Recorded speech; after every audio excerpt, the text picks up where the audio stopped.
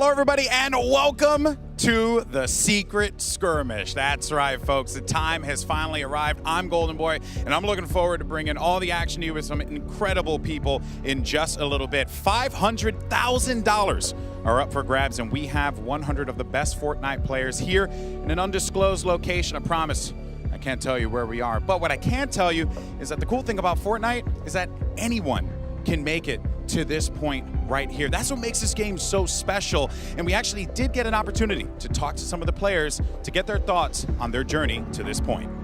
A good piece of advice I could give newer players or younger players that want to make it into the competitive scene is to just keep grinding. Just grind those hours, put the time in. It's hard to make a name for yourself, but if you put the hours in, you're gonna get rewarded. Opportunity comes.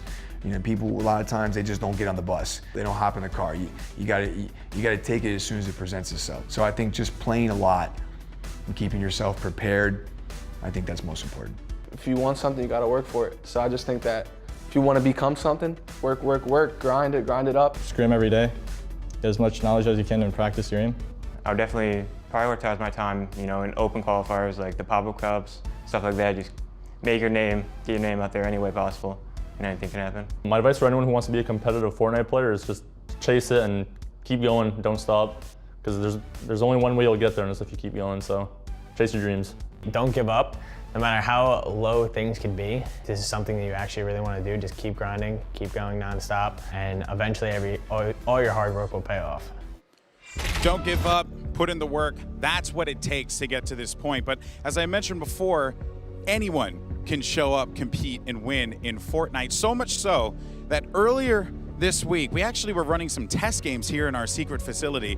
We had some players drop out, unfortunately, due to weather conditions. One guy in particular, Butter, I want to introduce you to this guy because he was the one that came in and just competed for some V-Bucks just to test out the servers. He played so well that he ended up getting an invite to the Secret Skirmish because, hey, why not? It's Fortnite. Anyone has an opportunity to compete and win. We'll see how he does throughout the rest of the competition, but that's what it's all about here, the competition, and we're going to be starting off with some duos games. And let's run over the format and how it works. You're very familiar with it. So we're going to have 3 games to start things off. That's where we establish the early game, who's going to take the lead, who's going to be in that top position, and then we're going to have an intermission, give the players an opportunity to get a little break, and then we finish with games 4, 5, and 6, and then we will crown our duos champion. And don't forget, tomorrow we're going to have the solos competition as well.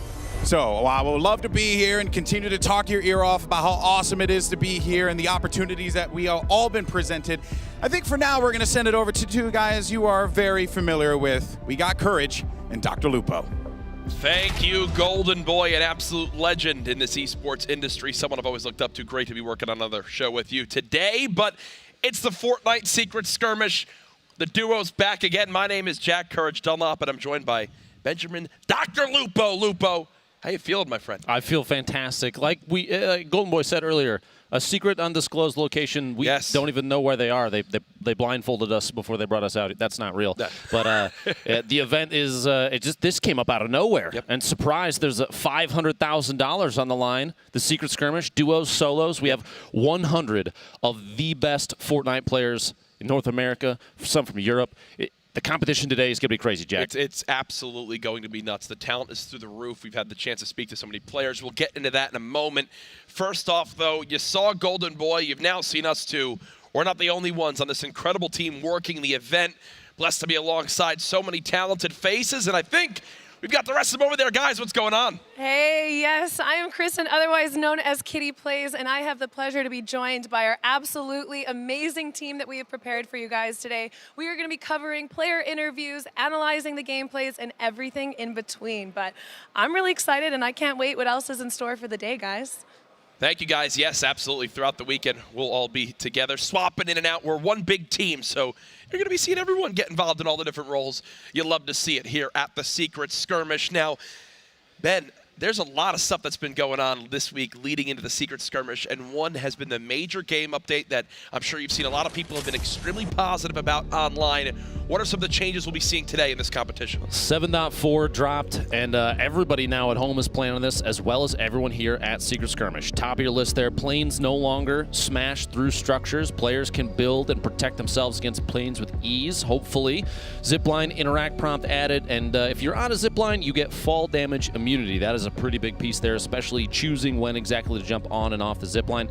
Hand cannon structure damage has been reduced from 150 to 100, which means players that in previous skirmishes or even scrim games won't be able to W key into other players' structures as easily. Yep. If they put up a little bit of a fight. But that's not all, Jack. What else is on the list? Oh, there's a lot. You know, turbo building, one of the most important parts of Fortnite Battle Royale. The build delay has been decreased from 0.15 seconds to 0.05 seconds, so shaving 1/10 of a second off that. Another major part of this update, rocket launcher reload time increased from 2.52 seconds to 3.24 seconds, but the big one, the rocket launcher can now only be pulled from supply drops. So I think we're going to see a little bit more of a focus of playing around those drops today. Get rewarded with the rocket launcher can be so useful in those late game situations. It's going to be kind of a meta change. A lot of these players typically, the loadout, if you can pick up something explosive, the rocket launcher is going to be absolutely key for that. The ability to push into player structures. If you're on top of a pyramid, you could actually shoot diagonally to the opposite corner and drop directly inside. Cheeky. Yeah, oh yeah, oh absolutely. but you have to realize competitive players, competitive Fortnite players, especially everybody that's here, they're going to take advantage of those kinds of mechanics every single time that they can, because it makes a massive difference when you are stuck outside. Maybe you're above an opponent's structure and you need to get inside before you get third party. Maybe there's players all around you up above as the circle's rotating in. You have to take the opportunity to push in. Those things come in big, and players at this level, they know all those little 100%. Tricks, all those little gimmicks to get inside and take advantage of opportunities like that. Now, the rocket launcher being, like you said, crate only. Yeah. I guarantee you see way less of that this time around. Maybe a little more grenade launcher. On top of that, the fact that grenades were swapped out for clingers. You're going to see clinger plays that we haven't seen in a couple major events. Things are going to get a little crazy, Jack. Oh, yeah. There's all sorts of changes coming into this update. I'm sure we'll see some of those come into play today. Now, this is day 1 of 2 days of action. We'll go ahead and take a look at the format of how this will all break on down. Remember, today, 6 duo matches. Tomorrow, we'll get into the solo play. Here's how the players can earn points. It's eliminations or placement. 4 or 5 elims in a game, you get 1 point. 6 to 7 elims in a game, you get 2 points.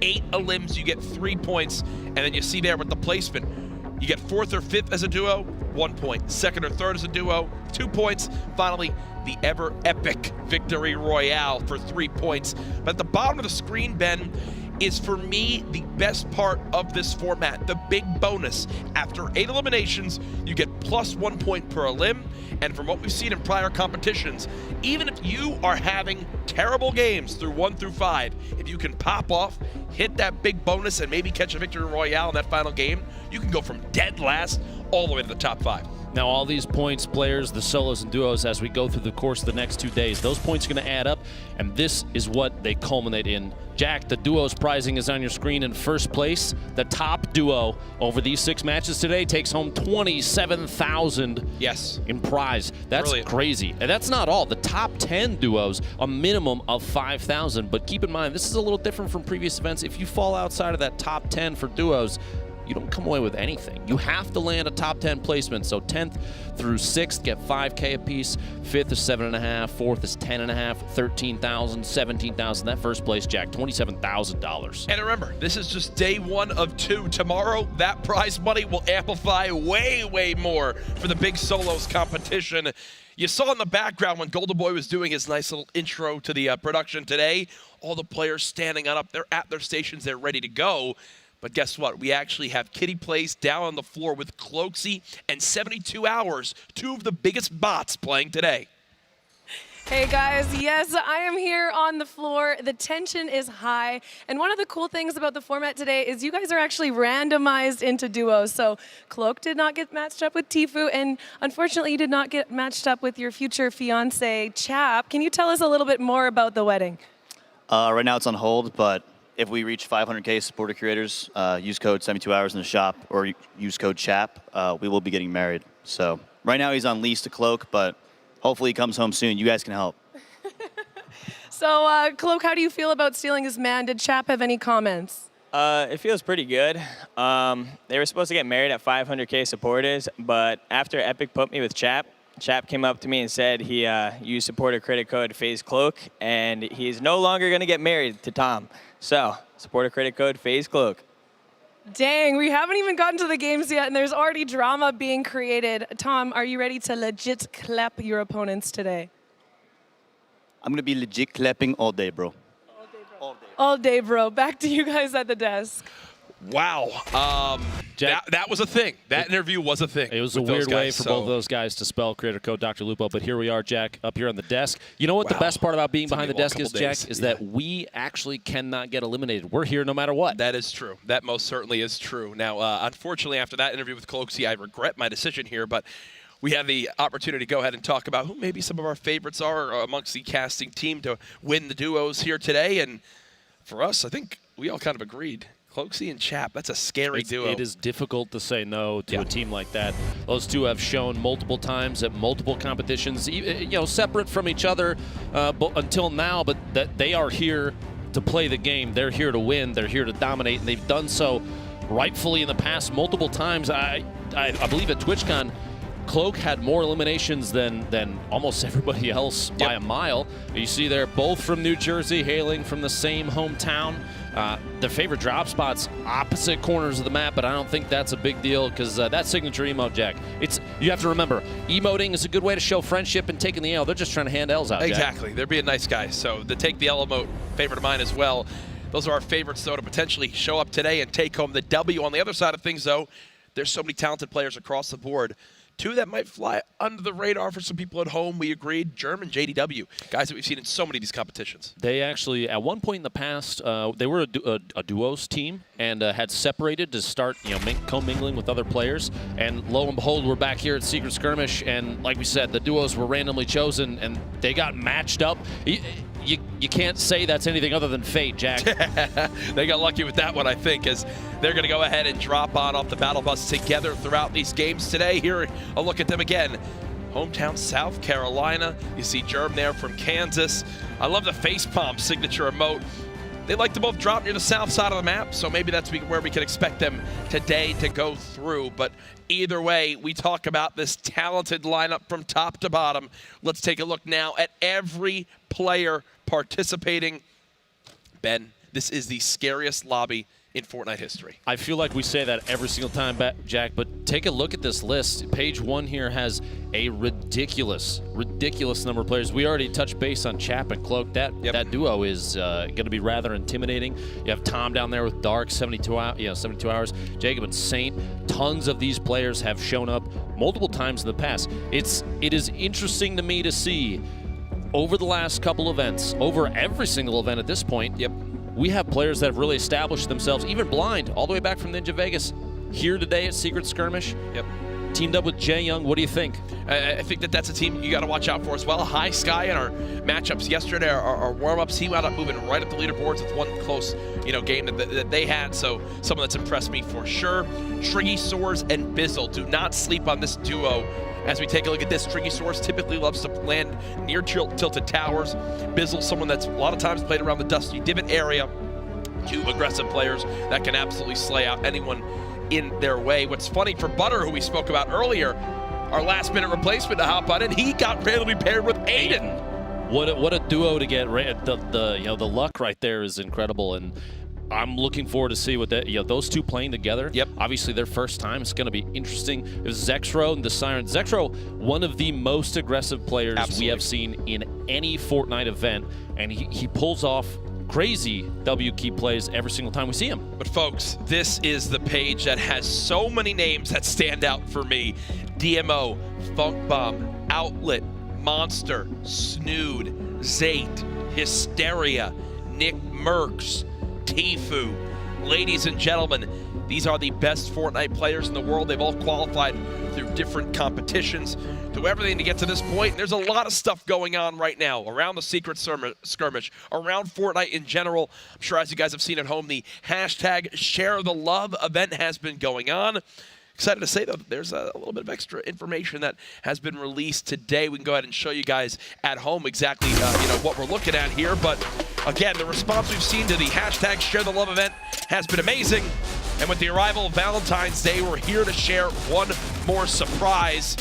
Here it is here. Boom. Play now, get some challenges done, and you can earn a free Season 8 Battle Pass? Free Battle Pass. Literally all you have to do is play the game. I don't know anybody else out there that's doing something like that. Fortnite still setting the standard, as we've seen multiple times in the past. Absolutely. Free Battle Pass sounds good to me. The amount of value in that already is incredible, but I think, Ben, our players are ready to hop on into game number 1. The countdown has begun. Ladies and gentlemen, this is the Secret Skirmish.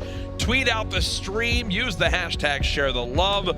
Also, hashtag Secret Skirmish. Let's go. The bus has launched. Ladies and gentlemen, game number 1 of the duos competition. Well, we have basically a southern middle to kind of northwest bus path. Players already jumping out. I would expect at this point a pretty even spread. That south side of the map, we've seen multiple times in the past, was typically kind of a heavy drop. That little village in the southeast corner. But I'm going to be honest, based on what I've seen from scrim games, Frosty Flights is typically a pretty heavy drop. Wailing Woods, the corners of the map have quite a few materials. Plus those Storm Wings, Jack, especially for mid-game rotations, are very important. It's not going to get you all the way past, let's say, Circle 6, Circle 7. At that point, maybe things are a little too tight. You have a moving circle and people are going to start maybe shooting you out of the air. Yeah. But a Storm Wing will get you pretty far. But with scrimmage games and skirmish events like this, player count does not drop early. So you might be avoiding a lot of early game fights, but that doesn't mean you're out of the heat with a Storm Wing. Looks like Closey landed just outside Lucky here, this very south side of the map. You see the top right of your screen. 100 players remaining, 50 duos left. The new update that came out in the patch notes, the bush, it's actually really, really good now, Lupo. Yeah, it gives you a little bit of a defensive measure, just like the Snowman did previously. So it is interesting to see players. I'm going to be honest, before this update, I probably would have been flabbergasted to see a player run around with a bush. But now it might be a little more common as we swap on over to Paradise Palms. You see Ghoul and Lanai in a fight with Saint and Jacob as they're going to go ahead and back away. Health advantage to Lanai and Ghoul. That's a name I'm still trying to... He's French-Canadian. He's French-Canadian. Right? Yeah, so... Actually, there's a deep apology for many of us. We butchered his name in the past, but here we are trying to... I'm going to still butcher it, just to be clear. We're trying to get I'm attempting, though. That's what counts. Gray tack shotgun, a gray suppressed SMG sitting in Ghoul's inventory, 50 shield. Lanai's got 25. Looks like a stack of minis was found. Saint and Jacob there in the middle. Jay Cuddy and Punisher way out on the east side. And actually, they're not the furthest east. You can't see it, but there is one more player further past that. It looks like a duo split on the far southeast corner. Saint and Jacob, no shield between the two of them, but quite an arsenal here. A purple suppressed sniper rifle, that purple grenade launcher, 4 boogie bombs, which have come in clutch in very close range 1v1s we saw during warm-ups. Early elimination, Devious taken out. Oh, Yeah, Devious and his He duo. might have get both right there, yeah. And now, you hear that Stormwing coming on in. He's going to have to back on up for the moment. As both players jump on out, they want to get involved in this fight. Only 4 shotgun shots left. He's going to have to be quite accurate with these. Posey and Ziff just up top. And there goes the plane as it crashes down to the ground. So Isaac with 2 eliminations already, picking up that duo inside. Lazy. You have to remember, we are running the bonus on health and shield when an elimination happens. So a little more aggressive gameplay, not necessarily a bad idea, Jack. Yep. You still, in a skirmish event like this, even the first game when everything's kind of still up in the air, you don't want to play overly aggressive, but it does give players the opportunity when they feel they have a shield or HP advantage. The time to push could be right after a hit, and they know that they're going to top off potentially after finishing a player off. So it kind of changes the way that things play. We've seen in pop-ups, players playing a little more aggressively, going for eliminations when they wouldn't typically. I was wondering when they were going to finally take out that heavy sniper rifle and just bust through one of these walls, through one of these areas to take down this 2v1. It seems like they're a little bit hesitant to do so as of yet. Again, in these tournament environments, changes a little bit of how people play. There, they finally do get a tag on the player just on the other side. Shots coming on in, and there goes Zyzek as he goes down to the hands of Ziff. That was their plan all along. They knew he was by himself, and they finally cleaned him up. slow, kind of methodical play, probably more important in a situation like that. Like you said, a 2v1 situation doesn't necessarily mean you can discount that solo. He was sitting on quite an arsenal inside, as they had seen. He just took out a duel before that monster, Devious. So you never know what's in store. Do you push? Do you wait? Do you kind of bait them out? At this point, Lazy Lynx, too, they have quite a rotation to go. They're going to have to move about halfway past Loot Lake to make it all the way to the safe zone. And that north side, by the way, just south of Tomato Temple, there's a llama there. With only one team in Tomato, they might run into it just by default since it's out in the open with Ziff. Povesy going to farm up out here, the metal. You have to realize, too, lower material cap based on the pop-up cup stats. Yep.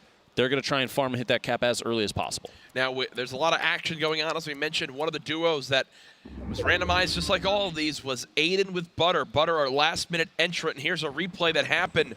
Aiden and Butter in a fight with Slobbings and to FPS. You see Aiden dropping on in, gets up close and personal. Gets knocked, though. So it's up to Butter to make the clutch play. And watch this, folks.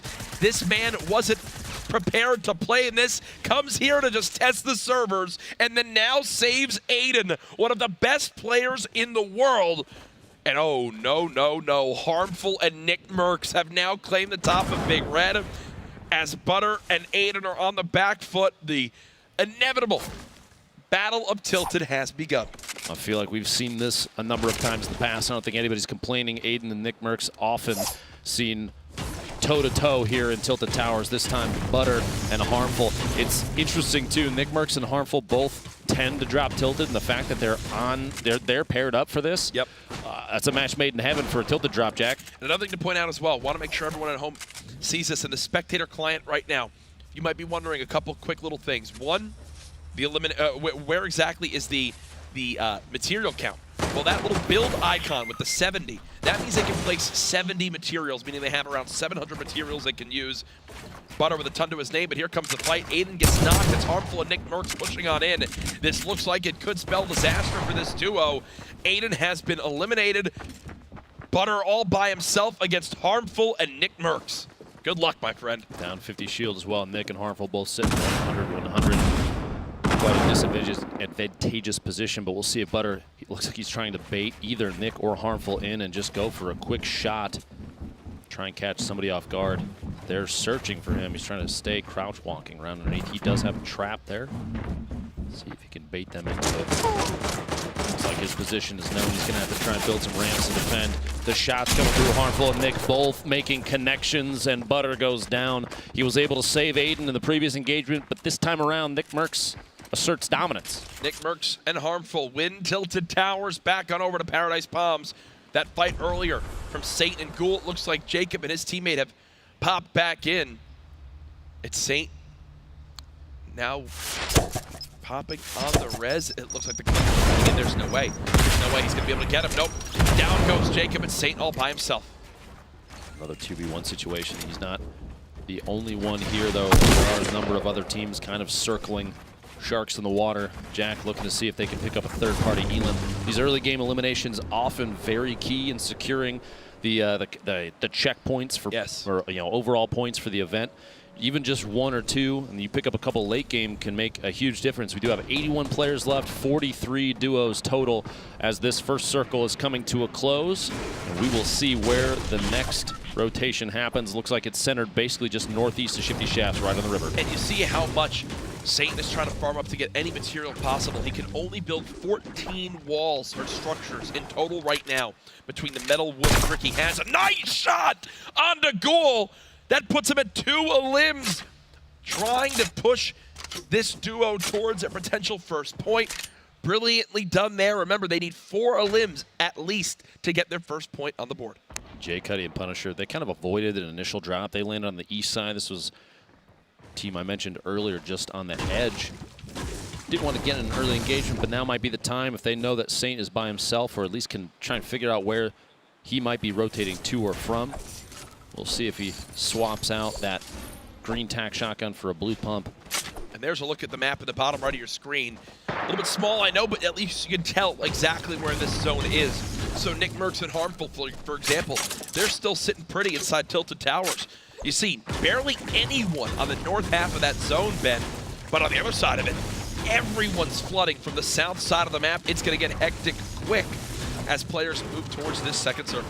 Surprises me to see. You'll actually notice, Jack, there are little steering wheel icons are vehicles, and there were less vehicles than I kind of anticipated at this point to see rotating around the zone. Only a few players, a few duo teams in Stormwings right now. We have Nick Merckx and Harmful in your bottom right there. They do have a team challenging them here in Tilted Towers. It's Naga Ops, Vicaros. Nick at 114 structure he can build. When you look at this inventory, it's kind of got everything you want right now, man. You've got the shotgun for the close range engagements.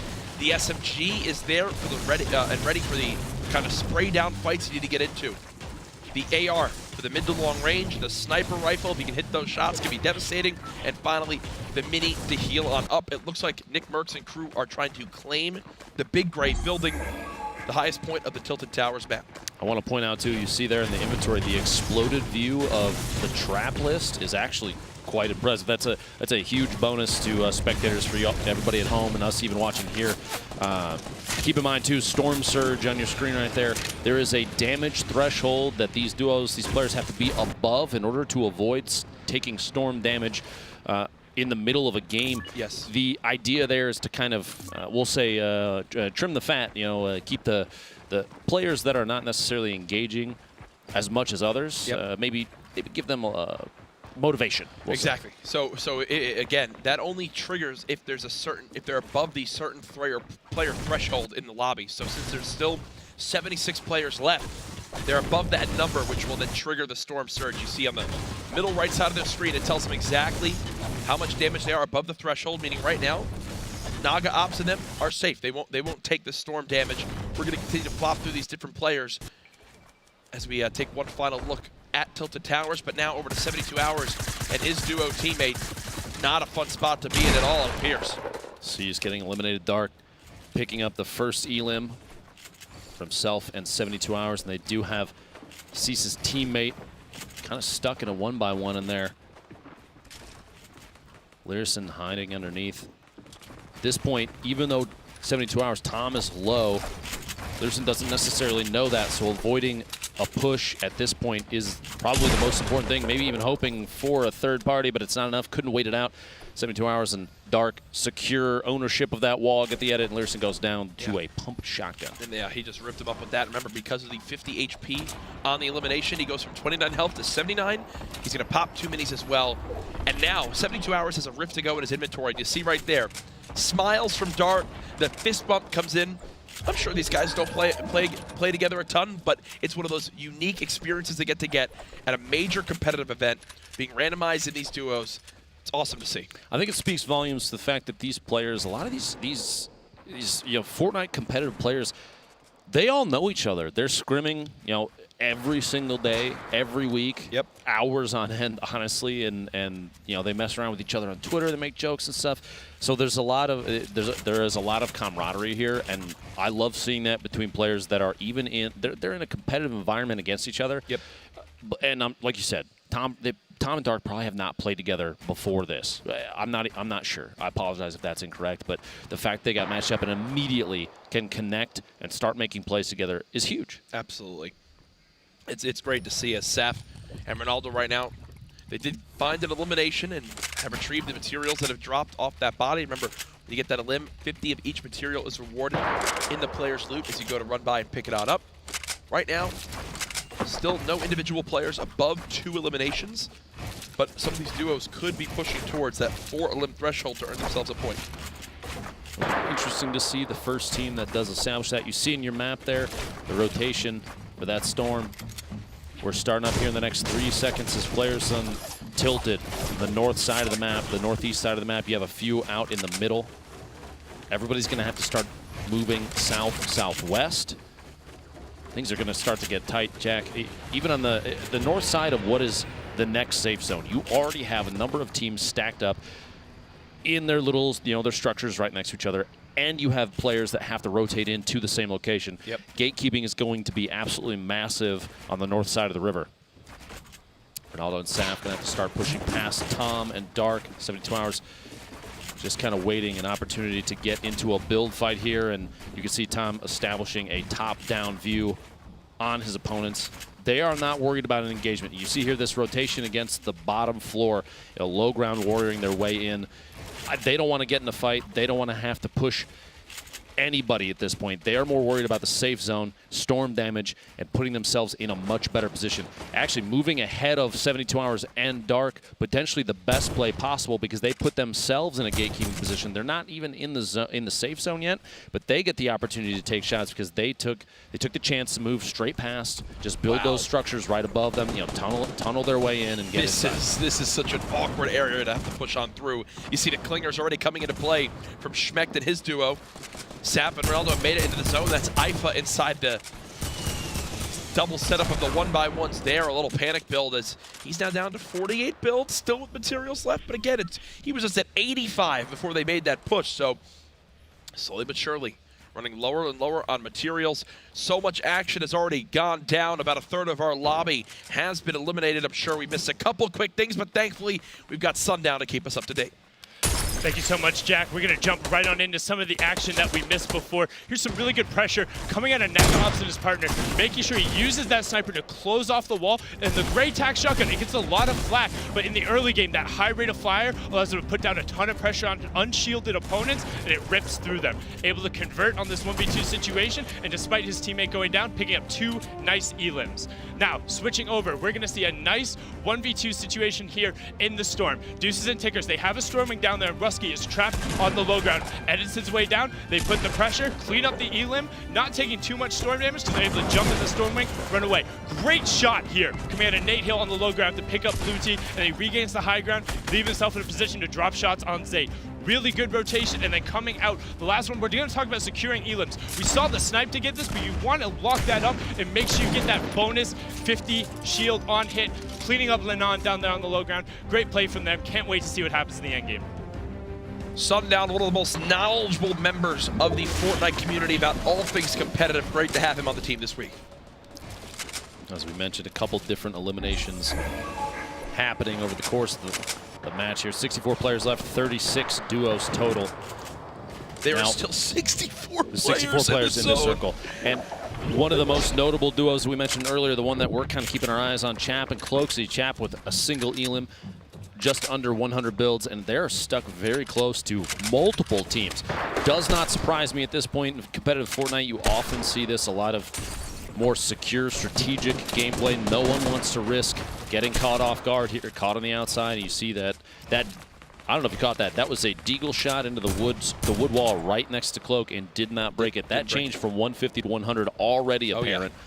Oh yeah, shots on Sheep and Dopai. Cloak trying to do any damage that he can. Applying pressure in a situation like this, especially as rotation is happening, is super important because if someone comes up behind Dopai and Sheep, Cloak can take the opportunity to get an elimination or two for his duo. Looks like they might be safe at this point too. Jae Young and Blind just above them. Out of the southeast, and that stink grenade is going to push Cloak and Chap. The zoning ability of the stink, incredibly important, and they're going to keep applying pressure, forcing Cloak and Chap to rotate even more, burn through more builds. And they're only 51 damage above that damage threshold. There goes Dopai and Sheep. It seems like for the moment they can breathe. As you've got Jae Young and Blind and Takata all nearby. The next zone has been revealed. We'll make sure to show you guys exactly where that stacks up. 56 players remaining.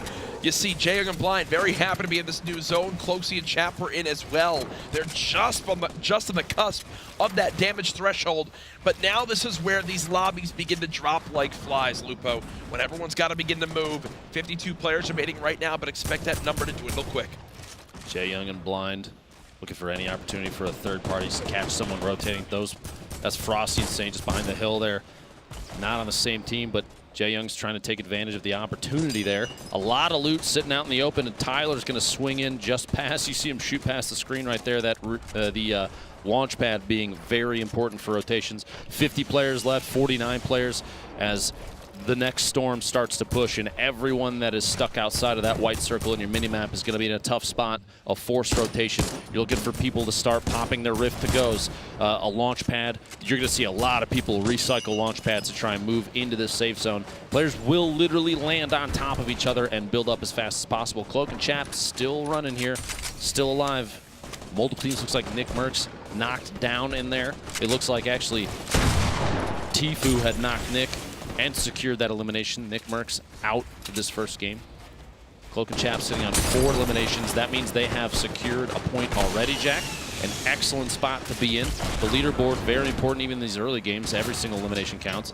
Chap and Cloak both having to build and defend themselves. The edit's very important. You'll see quick resets to look through. They want to make those walls transparent so they can see any chance for a third-party shot. And there's still a launch pad of the inventory of Cloaksy. They're actually close as well towards where this next zone will be. You see how far they're going to have to move for this next circle. We're about to be on storm 6 of 9 as it's pushing forward. Here we go. They're going to have a minute to make this move. 38 players remaining, 24 teams. So there's a lot of solos out there now, Lupo, trying to clutch on up for their squad. As here we go, the train now begins. Morgassi, bottom left of your screen. Nolan as well. 2 of the players, well, you see Morgassi, the winner of the summer skirmish. You got Nolan, the winner of the winter skirmish. Still both in this lobby. This rotation in just outside the zone. Some players try and push as close to the edge of the storm as early as possible. They want to be on the front of the push. The effort to try and get into the safe zone ahead of everyone else is extremely apparent. Morgassi building out of his mind to try and get up over this hill. Only 16 builds left, 15 builds, 14, 13, 12, 10, 9, 8, 7, 6. He's got nothing left. He's got no builds left, and just like that, Clarity comes through and hits him right in the face on that elimination. Like Morgassi built the wall and edited his own window. Cloak gets caught from behind. Other players are still rotating in, and Chap is going to be left all by himself. He's not going to be able to go out. Actually, look, the storm is rotating back. Chap might still be able to get to him if he a lot of hustle to get there, and it's not. There's not enough. Yeah, there's no way you go for that in that situation. But because of the zone, I think he's going to, he can stop and pop this med kit because it went directly back where he was. They've also got their tunnels that they've already used. 23 players remaining. Chap with 3 limbs to his name. Sam with 3 as well. Looks like Bowman now knocked. Vivid still alive, but barely. They do have a combined 4 eliminations, which will give them 1 point. Remember, via placement, you need to be top 5 to earn a point for placement in this duo competition. Vivid just bouncing around right now. Here's players above trying to save some of those materials. Only 33 players left. Also, only 21 AR shots. That's a knock on the Funk Bomb. Can he go for the full cleanup? It doesn't appear so as of yet. At this point, it might not be a big deal. The hope that Funk Bomb maybe gets caught by another player rotating to the same it's area. A super far zone for him. Everybody's got to move east, southeast, Jack. DMO with 6 eliminations. Are you kidding me? I think they just got to 8 with Tfue still alive. Oh no, they did it. Okay, I thought Tfue wound up getting that a limb. Either way, 7 eliminations so far. That's going to wind up putting them at 2 points in this game. Now it's 8 eliminations, Jack. And now any more limbs they get is big bonus to start off game 1. 9 comes in. It's already a big bonus. 2 teams remaining. Can this be a ridiculous first game for DMO and Tfue? They could go for max points, plus the big bonus. Tfue popping some shields. They've got to continue to move. They're playing the low ground. Sam and crew trying to drop bomb down. Tfue the target of both enemies right now. DMO drops him in and chunks him down. It's a 2 versus 1. Tfue and DMO already with 10 eliminations. The big bonus has kicked in. It all comes down to Sam. The man has 3 limbs alone. DMO and Tfue. Advantage in this game. Not many builds left. You see DMO still with 40 structures he can build. Tfue down to just 2. Here's a split of the duo. Sam up top with the heavy sniper rifle, trying to look for the opening. Again, still playing this low ground. They've got some traps to use as well if they'd like to. This is just game 1. Sam charging on in. DMO and Tfue trying to break through these walls. Sam still on the high ground. Sam now weak, and there he goes! DMO and Tfue, 11 eliminations, and the victory royale. What a surprise! Tfue's on top. Absolutely unbelievable. These two, Ghost Gaming and FaZe, both have to feel fantastic about that. And this duo picking up the first victory royale. The final moments here, you see Sam trying to assert dominance with that top-down view, but height isn't always the advantage. DMO and Tfue both applying pressure constantly. You saw DMO there shooting out the surface that Sam was standing on, so Tfue could get that one last shot in, get that last elimination, secure the first victory royale of the day, Jack. Was that just a 9-point game? It was indeed. I think that was a 9-point game from DMO and Tfue. My goodness, folks. Talk about an electric Game 1 performance. You see Nick Merckx smirking in the background. There's a reason why Tfue is still the winningest player in Fortnite prize money history. Doesn't surprise me at all. And regardless of the elimination count, DMO had 9, Tfue had 2. That duo had 11, Jack, and that speaks volumes to how on top of the game they were every moment of the way. We even caught DMO in the middle of that. You were saying 6 eliminations, and then suddenly just snaps the shotgun over and picks up a 7th, an 8th, and they just keep on rolling.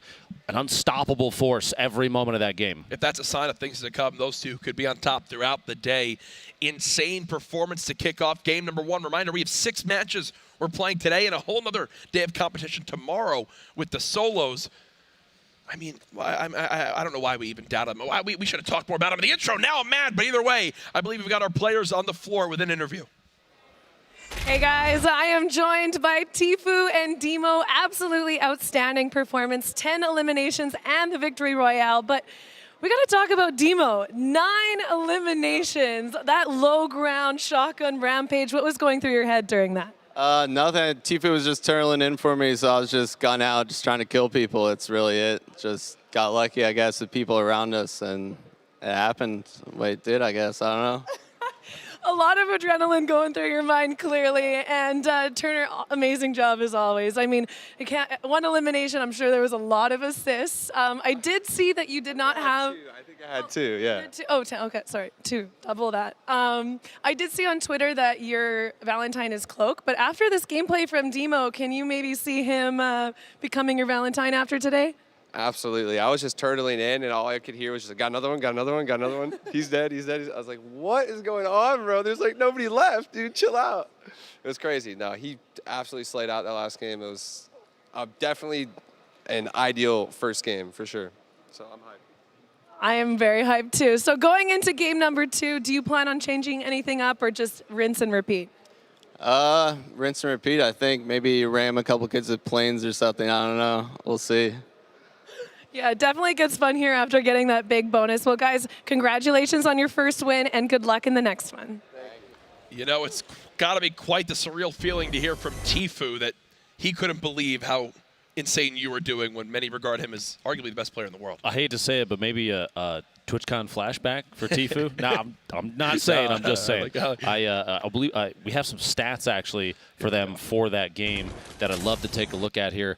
Total damage dealt 1,422. They took almost as much, 1,135, 7 shotgun eliminations of the total 11.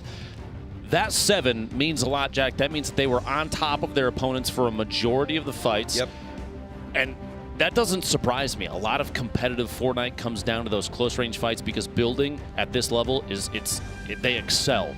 In a level that not a lot of players can kind of match. You see them building extremely fast, branching when the storm is moving, and the awareness that's required. We did see some players get caught off guard by a player rotating the storm from behind. And actually, to talk about those specific plays, I like to throw it over to Sundown, the analyst.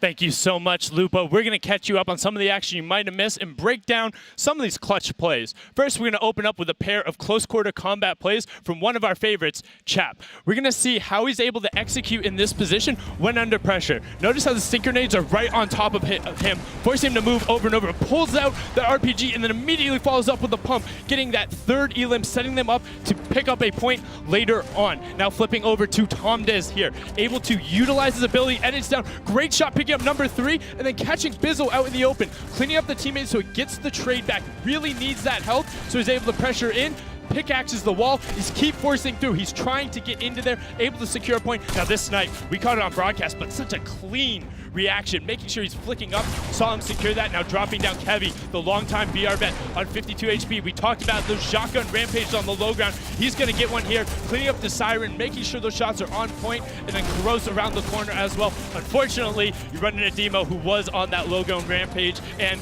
was able to turn around and clean him up. That 95 pump shot hurt, but Demo is able to rock away with it. Absolutely incredible play from game 1, but bringing you game 2 is going to be Kitty Plays and PookieFace_. Ladies, what do you got for us?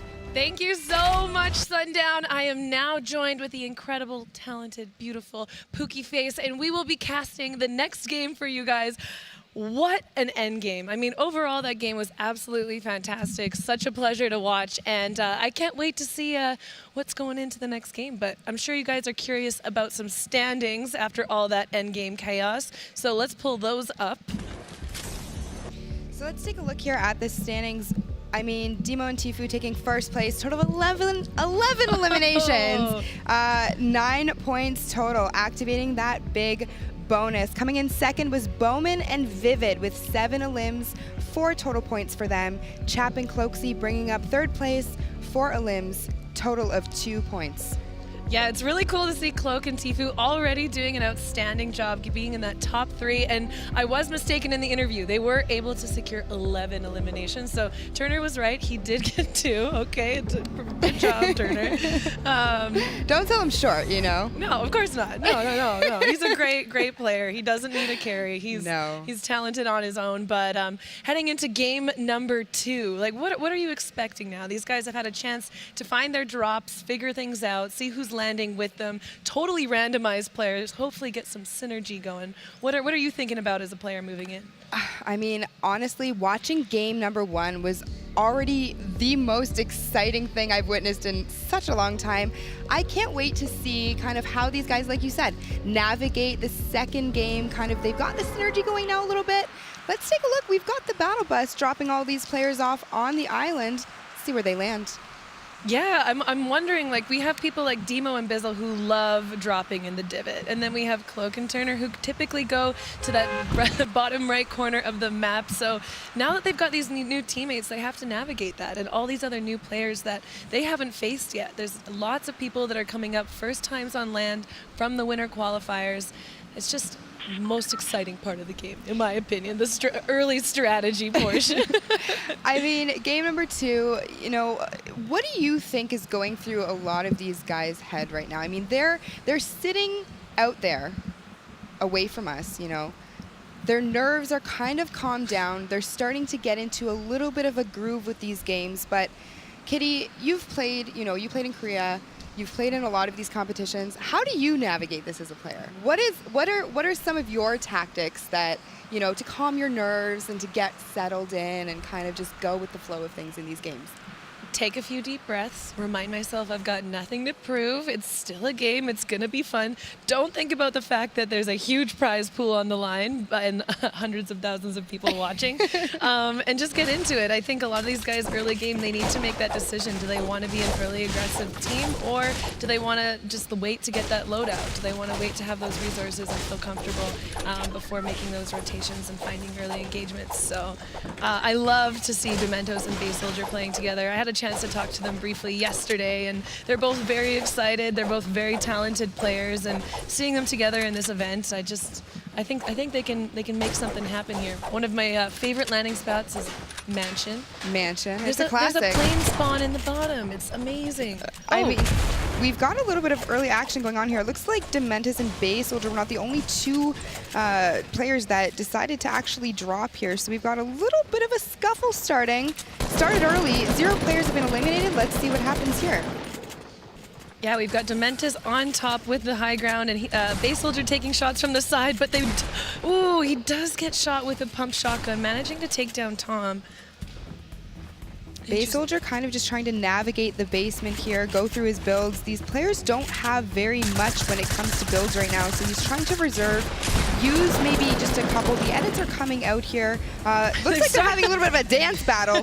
Clingers are back in the game, however, so he will use those to break down Mateus's metal. He is very low on mats, so he is looking to kind of come back and disengage. But let's just take a look and see how Base Soldier navigates the rest of this fight. He looks like he's trying to pull a little bit of a flank on him, make the walls his own so that he will be able to easily edit.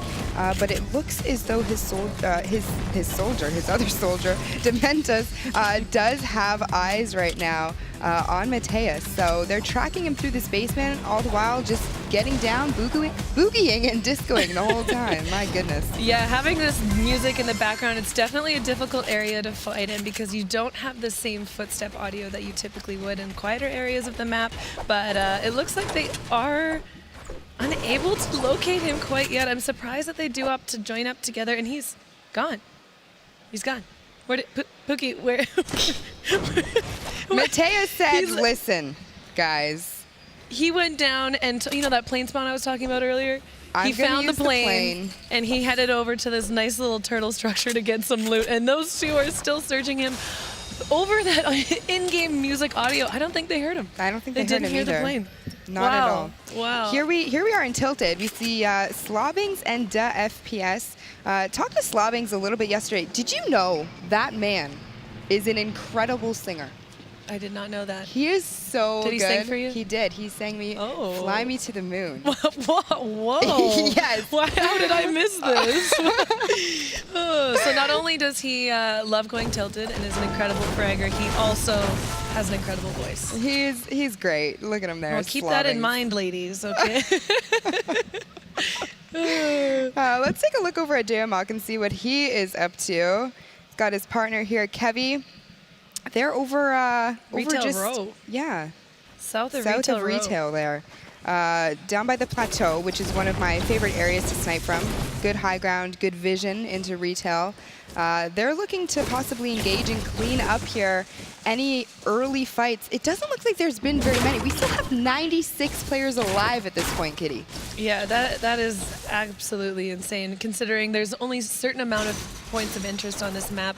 Having your duo partner, you're bound to run into people, and only having 4 players eliminated, it definitely looks like these guys are taking more of a passive role. Maybe after game 1, they've realized how important it is to get those placement points, not playing as aggressive. We did see Demo and Tifu take advantage of that big bonus, but the rest of the group wasn't able to do that, so definitely focused more on placement, positioning, getting that loadout that you're comfortable with, and then moving into the next zone.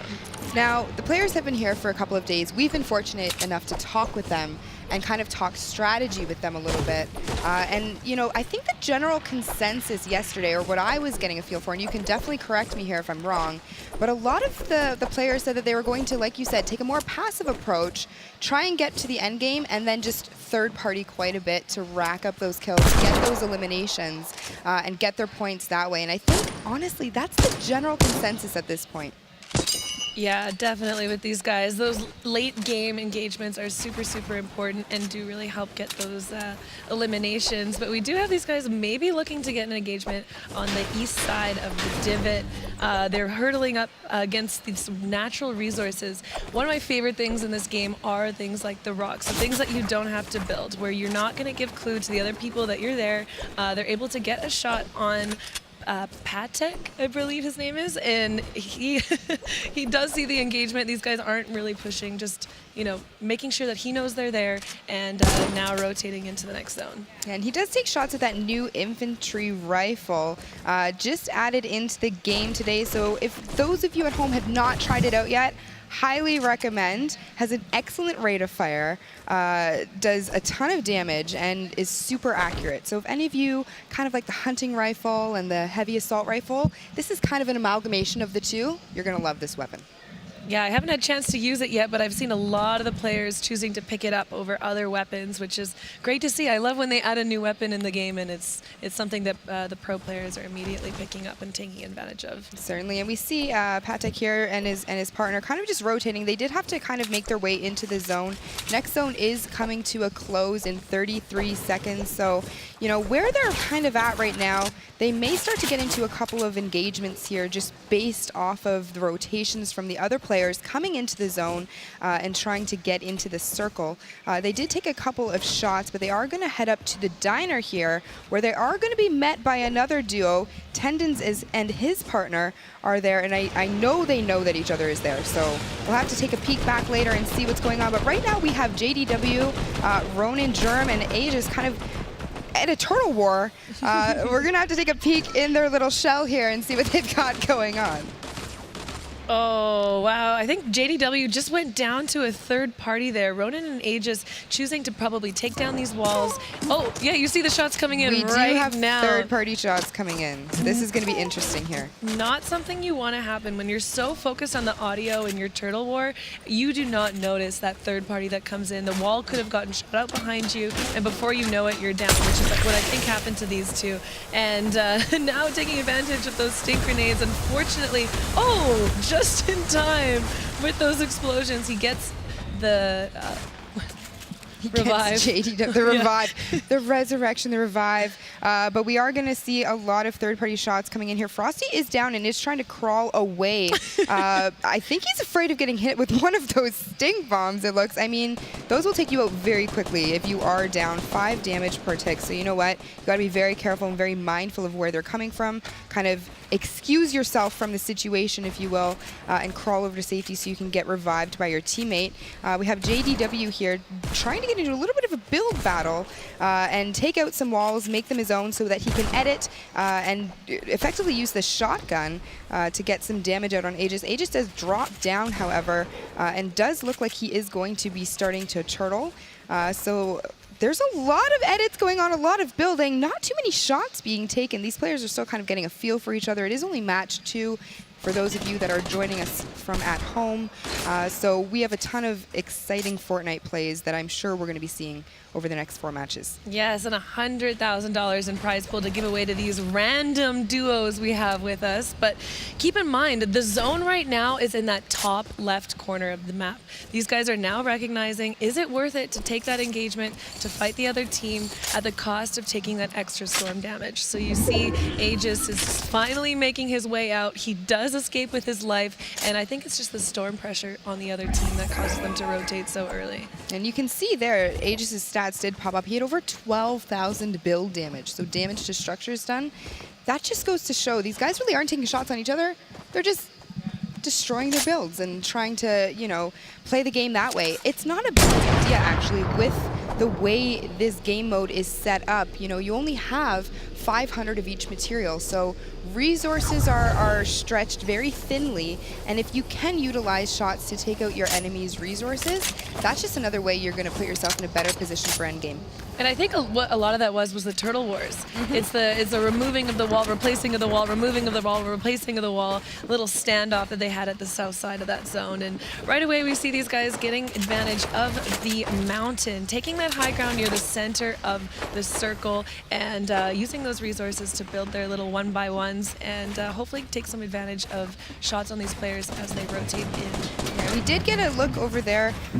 Jay Cuddy over in that area. You know what? I just have to do it. I have to say it. Have to shout it out. Jay Cuddy turned 26 years old yesterday. Oh, so happy birthday to Jay Cuddy. I hope he does well today. That would be an excellent birthday present. But we do have Dark in 72 hours here, engaging with a couple of other teams. Persecute up top high ground. We did see Dark in 72 hours take advantage of fights like these in this last game, and now they're looking to do the same. Dark taking shots, taken out by Persecute. Now it's up to 72 hours to take advantage. He is in a 1v2 situation. Do you see that at the bottom right corner, there's another player that looks like they're pushing in. Using the heavy sniper, taking out the wall, and pump shotgun to the face is going to put him back in the lobby. But Persecute and Zykick taking advantage of those two and the way that they were split to get those eliminations. Now we do see Tfue and Demo up on that mountain there, just kind of assessing everything. We have Zayt down here using the SMG to try to break through his opponent's structures so that he can, you know, just utilize the potential RPG, shooting the RPG through the window. Zayt has a ton of weapons in his inventory right now that are excellent for breaking through structures and walls very, very quickly. So we're going to have to see how this kind of develops. We have a lot of players in this area all trying to get to the ultimate high ground that Demo and Tfue, they've already claimed that real estate. Those guys are relaxing till the end game where hopefully Demo is able to perform the way he did in the last game. And you see Zayt and Blue Tea taking advantage of that split fire. They've positioned themselves a little bit separated so they're able to shoot at different walls while their opponents were trying to get those kills off. Does cause them to maybe get a little bit more confused, not be able to put those walls up right away and get tags on them. But they do now make the rotation to the other side of the mountain, maintaining that high ground and just perch up on the side here. We still have 37 teams alive, 69 players in total. This mountain is going to end up being a very hot spot, I think, for these guys. You can see that Junk Junction is still in indeed, but there's really no one in there. All of these players kind of gravitating towards the high zone. Butter. I see. Butter is still alive. His partner, and Aiden. Butter's story is really interesting. He was with us, helping us practice a few of the things, and now he is in the skirmish, hoping to do his teammate Aiden proud. Already knocked, but he's able to make it into the, well, make it this far in the match now, looking to get into the zone. He does have other opponents around him. Looks like 2 of them are fighting in the zone right now. Just got a knock on him. Oh! Butter does take a lot of shots here. He's trying to determine where the shots are coming from. Unfortunately, was not able to. That was Bowman coming through the storm and taking out Butter. That's unfortunate. But in case you guys are just joining us, we are here at this secret skirmish at an undisclosed secret location. Game number 2 of duos. We had Tifu and Demo take game number 1 with a total of 11 eliminations. Can't wait to see how they fare in this game. But we're looking at Nick Merckx here. Nick Merckx is arguably, Kitty, and I know you're going to agree with this, one of the best controller players in this lobby. He's so just methodical with his shots, and not only is he very mechanically gifted, but he makes excellent rotations and excellent decisions. So him and his partner, Harmful, I think are going to fare very well today in this duos tournament. We have Dakota kind of sneaking up a little bit on him here. But this is, I think, at this point, just going to be, you know, a little bit of a turtle war again. A little bit of a south standoff. They do have that rift secured. They are camping it, waiting for the next zone to pop, and now they need to make a decision. When are they going to use that? Are they going to take this time? Oh, and it looks like soon, because the other team above them decides to use it and make the decision for them, and now they're taking the rift and probably looking to take that best position advantage. Where do they want it? Do they want original high ground? Do they want to make their own builds, or do they want to take advantage of another team that's already built and build on top of them? And you see Harmful pushing up to the base of this build with Blind, who we saw who did excellent at the Ninja Vegas event, and build their structure. Now they're going to look to take some shots on the enemy teams, pushing into the zone. Yeah, and you know what, while we're sitting here kind of waiting for everyone to get into the next circle, why don't we talk to Cypher about some of the mid-game highlights that we've seen so far? Absolutely, guys. We got some early action with Ziff and Pavzi in a 2v2 in Lazy Link. Ziff takes out Devious, and Pavzi is holding the high ground right here on top of Monster. They both pressure him from different angles, and they get these first 2 elims to start off round 2 of the Secret Skirmish. Great play and great positioning from both these players. Over here, we have Sheep in a 1v2 situation against Grenades and Nate Hill. He takes out Grenades and Thurston for the shield, and then after getting into a bit of a build fight with Nate Hill from the low ground, he's looking for that angle. Eventually, he takes out Nate Hill with the SMG spray into the pump shotgun shot. Very amazing play from Sheep. 1v2 against 2 of the best players in the world. Guys, let's kick it back to the casters to continue game 2. Yeah, and there we have Sheep in Junk Junction, still alive. He does not have a teammate, but that didn't seem to matter in that last engagement, so it's going to be interesting to see what strategy he decides to take moving forward.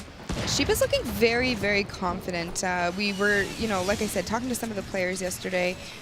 Sheep comes into these LAN settings, and he's very calculated, clinical. He doesn't let things get to him too much. So having Dopai kind of out of this match, I don't really think it's going to affect him very much at all. No, not at all. And right away we see 51 players still remaining. It looks like they're building a new Tilted Towers here in Junk Junction, and looks like Sheep has found his way onto a legendary RPG, which you can only achieve now from the supplied crates. That's a new change in the recent patch, one that I really, really like, and I'm glad they made that. And you see him watching that wall. He knows another player's on the other side of it. You see the little breaks coming in, and he's going to make sure that as soon as that goes down, he's going to get his own wall there and not be edited on by his opponent. And we're taking a look at Germ down here in the bottom right-hand corner of this screen. He is also playing a solo game at this point. Kitty, what do you do? You're alone, your partner's taken out. How do you navigate that? How do you really, you know, take that game? It's not impossible to do. We've seen it done so many times. Give me a tip. I think you play it out exactly the same way. Make sure you're getting those great rotations, and you have no one to watch your back. But these guys know how to build. They're very, very talented solo players. So he's just going to make sure that he gets in his zone, he feels comfortable, and he relaxes. There's no pressure on him to fight. He really wants to be getting those placement points and taking advantage of that. So you'll see him just here turtle up, take advantage of the chaos of the 47 players that are left in this 5th zone. And yeah, I think he's just looking to make a little bit of noise now, get those edits, and just make sure that he knows who is where and not put himself in a bad situation. Yeah, definitely. Now we can see here shots are starting to just fly around the map. Things are going to start getting way more chaotic as the next circle closes in. Here we go. This is it. This is the moment. This is what all of these players are in scrims doing every night, training for this exact moment. We have Kayuzi there, Vide. We've got Mateus hunkered down in a structure as well. Psychic, Persecute, also in a metal structure. Everyone kind of just wanting to take shots, but you don't want to draw too much attention to yourself at this point, because all it takes is one other player to notice your head peeking out and you will be sent back to the lobby. Oh, and right into that 1v1 of Bizzle, one of my favorite players. He's already done 471 damage this game. His partner, Triggy Soares, is a controller gang player, and I think the two of these matched together is going to be amazing.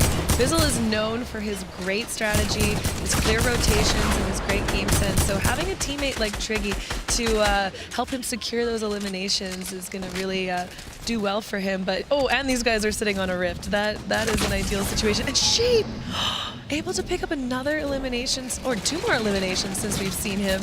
Absolutely outstanding solo gameplay. Like we said, he does have that RPG, does have the compact SMG and the shotgun. He is going to be able to heal up to 75 with the bandages at this point. But Bizzle and Triggy utilizing, like you said, that rift to go to gain high ground on all of these players. And they still have a launch pad on top of that. So mobility going into these end circles is very important. Bizzle and Triggy Soares, they got it. Yeah, Bizzle is meticulous. He loves the high ground, and you can see him talking a lot. He is making most, if not all, of the in-game calls right now for his teammate. And like whenever we go to these high ground spectators, it is almost always Bizzle that has that high ground. And you see him making a push over, and nobody really noticing that he's up there right now. There's a little bit of chaos now that the zone is going to be a moving one. And you see everyone down below. Mid ground, high ground, low ground. Everyone doing their best to get to zone. And hopefully get some tags on these guys as they make their rotate. Yeah, Bizzle trying to take shots to, you know, when you are using your glider or your umbrella, you are vulnerable for a moment. So Bizzle really trying to capitalize on that, get as much damage as he can. Even if he doesn't get a knock or an elimination, it doesn't matter. This is endgame. All you want to do is try to apply pressure, try to get damage on your opponents. It doesn't matter if you get the elimination or the knock. You're wanting to apply pressure so that later on, they're just easy targets to be taken out. Yeah, there's no way that these guys are getting the revive now with these moving zones as well. So that knock pretty much equates to an elimination. And we see Ronaldo and Saf, who currently have 5 eliminations, taking advantage of the stink grenades and the clingers. 1 more elimination is going to put them in that 2-point range for the main board. And they just got it. And there it is. Saf secured it. So speak of the devil, these guys. Look at you. Amazing job. You are just, I mean, you're... Oh, and Bizzle, Triggy, like I was saying earlier, that firepower. When you put a controller player on the high ground like that, especially one as amazing as Triggy Soares, he is going to be getting those eliminations. And these guys are now at 7 eliminations, heading towards that big bonus territory after that 8th. Amazing job. I mean, and ultimate high ground. Like, what did I say? These guys. You've got the premonitions today, Kitty. Would you want to make a prediction right now? Right now. Quickly. Bizzle. Bizzle. All right, she called it. Let's see if she's right. There you go. Triggy getting another elimination on Kiwi Face. Just totally dominating the field, blanketing across, and now opting to drop down a little bit more. See, Bizzle is so great at this. He knows exactly when he needs to drop down just that little bit, and when things are starting to get a little bit scary, you never want to hold ultimate high ground when there's not as many players. Now there's down to 4 players. It is Triggy versus, I think, Ronaldo and Saf still, and these two 2v2 situation, and this matchup absolutely insane. Triggy is going to drop down a little bit. Takes out Saf. He takes out Saf, however. Triggy does go down. But it doesn't matter. Bizzle is there. Kitty! Oh my goodness! Oh, do I get extra points for that? I mean, I think you just won the duos tournament. I think we just give it to Kitty at this point.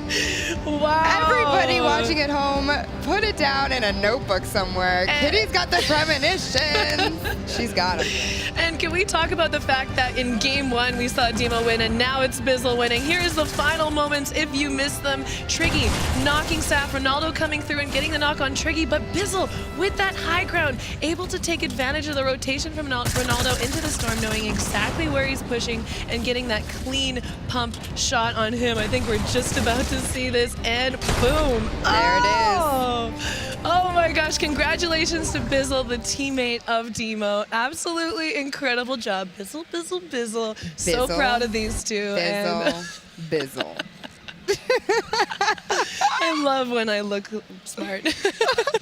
Oh, come on. As I stutter through that. Yeah, it was great job, you two. Great job. That was such a pleasure to watch. That was absolutely incredible. Let's kind of talk about, how that final circle shaped up. There was so much chaos, but the fact that Bizzle was able, like you said, to remain so calm and so calculated, that is what makes you a competitive player. That's what makes you an excellent Fortnite player, is if in those moments you're not rattled, you stay calm, and you can just, move your way and navigate your way through the final moments. And, you saw it. His interaction was just stone cold.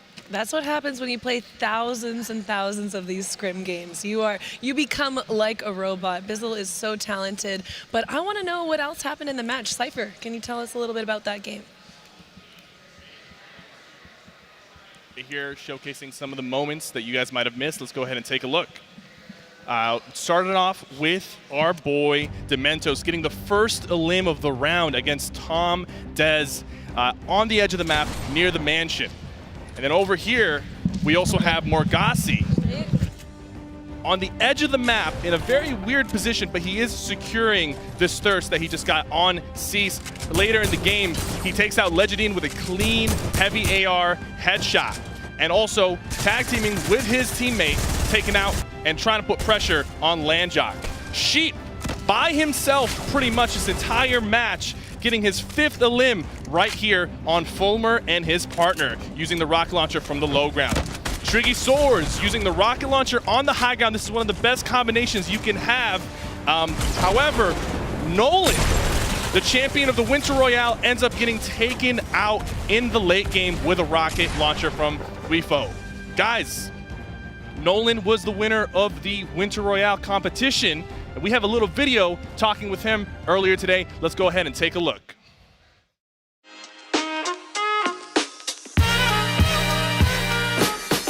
My name is Nolan Snetko. I'm from Detroit, Michigan, and my gamer tag is Nolan Lowell.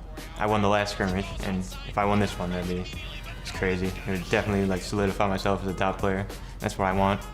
My playstyle, I usually just play for placement, hop in a plane, get rifts, get stuff like that. Just play for late game every time. My family supports me all the way. When I won the Winter Royale, I was already downstairs. They're all celebrating with me. It was awesome. Congratulations to your Winter Royale winner. It is Nolan. They really support me, and my dreams of becoming a professional esports player. Before, I was just like an underdog. Nobody expected me to win anything, but now, after I won that, people are expecting me to go, back to back. But yeah, there's definitely a lot more pressure on me. If I would give advice to other players trying to make it in the pro scene, I would definitely prioritize my time, in open qualifiers like the Pablo Cups. Make your name, get your name out there any way possible, and anything can happen.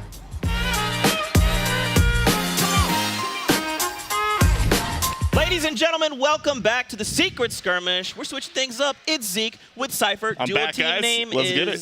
Zypher. Zypher PK. Zypher PK. That's your boys here on the desk. Welcome back. If you're just tuning in and you've missed the first 2 games, where have you been? All right, it's Valentine's Day. I get it, but Secret Skirmish stuff is happening. I mean, we're talking about Fortnite players here, so you guys got to sit back, watch. Bring your Valentines with you. That's fine. Let's go ahead and take a look at the standings after those first 2 games. Standings time right here. coming in, number 1, Bizzle and Tree Swords. After that phenomenal game, they jump up 7 places to find themselves in the number 1 spot, pushing back Demo and Tfue. They won game 1, and they're saying, listen, step aside. You've got a new pack leader. Right 14 elims for them. It seems like elims are rewarding players with the points that they need to get on top. That's right. Bowman Vivid there in 3rd. Ronaldo and Sap there in 4th. And Persecute and Psychic coming up in number 5th. I mean, even someone like J-Truth and Thweeful, look at them jumping up 32 places with their performance. And that's only with 2 points, Cypher. We're hopping into game number 3, so points still up for grabs. Every round counts, guys. Even if you have a rough start, if you have one good game, you can secure yourself a place in the top 10 very easily. Now, what do you think, man? You have like a duo that's kind of caught your eye? I think Kayun and Tyler 15 definitely have something to bring to the table. Tyler 15 performed really well in the Winter Royale, and Kayun is just a strong competitor overall. You better look out for them. Yeah, man. Ladies and gentlemen, we are getting ready to hop into game. Of course, don't forget, we've got Share the Love going on. We've got a hashtag of Secret Skirmish to use. Send the love. Send it to a friend. Also, we have a lot of cool things that we'll be kind of diving into as the day goes on. Player packages, and little things. Don't forget to use your favorite creator's creator code, because that will get you a free skin wrap. It will. Me and Golden will actually swapped. I sent him the glider this morning. He sent it to me, and I was like, nice. oh, thanks, man. It's really nice of him. Yeah. No one sent me anything yet. Well, I got you. After this game, me and you. We're going Cypher PK will see the light of day. But guys, it's time. Game number 3 here on the day. Secret Skirmish time. Bus is on the way. Flying in from Jump Junction down toward Pueblo. The players have left, man. They're out and about. Yeah, I'm wondering if in this game 3 people are going to switch up their strategy, or they're going to stick to what works. Sometimes switching it up can be useful, but sometimes sticking to your guns will pay off if you figure out what's working and what's not working with your current landing spot. Yeah, and keep in mind, guys, this is randomized duos. We got all 100 players, randomly assigned them their duo partner and said, good luck, it's time to show up and play. And man, the action has not disappointed. Yeah, by now, some of these players should start forming a bit of a stronger bond with each other, considering some of these guys are playing with each other for the very first time. Yeah. Maybe they got different landing spots, different tempos that they like to play at, and now they just kind of have to fuse into one tempo that works for both players. That's right, man, and already off the bat, we're seeing players start to lock down locations. Obviously, Tilted Towers is going to be quite the hotspot. Looking in right now, you can see Aiden. But where is Butters, though? Is he close by? He's still alive. Looks to be okay. He's got some shields on him. That's really good. Aiden is currently looking for some minis or a slurp, chug jug, anything can help at this point. He still has the entirety of this apartment building to loot. It doesn't seem like there's anybody in the building with him. Hopefully he will find the shields that he is looking for. That's right, man. I really want to see these two face off. Aiden versus Nick Merckx. We've seen it a little bit, but it hasn't quite panned out in the way that, at least me personally, I'm looking for it to go down, right? There's that chug jug, clutch chug jug from Butter. Is Nick Merckx? He is in Tilted Towers. I assumed maybe he might switch things up, but he's still committing to it, and I like to see that. Listen, man, Controller Gang represent. They're saying meet up in Tilted, time to battle it out. Best man wins. Yeah, they love landing here. And then we face off against everyone else still left in the lobby, but that's okay. Nick Merckx, you see him? It looks like, okay, he's all the way here near the clock tower. Okay, yeah, so they're opting to land in the corner of Tilted. It's a little bit more secure. You can't get pushed from both sides when you're landing in that corner building, so it's a bit of a safer drop. However, you do give up the central position and the high ground that is offered from the apartment building or the center big building of Tilted Towers. Yeah, and we're seeing people start to fight things out, but let's see where Nolan and his buddy Armand are. There looks like they're facing off against Base Soldier and Dementos. We saw Klinger get thrown. It's going to blow up an RV there on the right. It's only got a gray AR. Yeah, I was going to say, man, look at the loadout. It's not ideal. I mean, he has 2 rounds, or 2 mags, rather. That's okay, but all you have to do with to apply pressure with is that AR. It's not really what you want. And only 4 builds, 5 builds now. So Dementos and Base Soldier, but the Base Soldier is missing half of his health in this fight. Dementos is sitting up top with 150, so that is a pretty big advantage for Armand and Nolan. They just don't really have the weapon loadout right now to put pressure on them. You see Dementos drops a few bandages. He says, all right, Base Soldier, you need to be the soldier. Carry me through this battle. Armand here looking to just maybe play things, a little slow here. I like that Nolan and Armand are, though they saw Bay was pretty low. They weren't just like, let's go full send. You know, they're still respecting these players. Again, guys, this is 100 of the best players across the competitive scene. So they're pretty far away from the safe zone right now, and this landing spot in particular usually can provide enough loot for just one set of duos, but 2 people here fighting for this landing spot isn't really a big payout for the winner anyways. So either these guys have to make quick work of each other, or one of them needs to disengage and just leave and go try to find loot elsewhere. We see that team just bailed. They're like, you know what? Cypher called it. We need to leave some base soldier. And I think that's definitely the smart thing to do in the situation.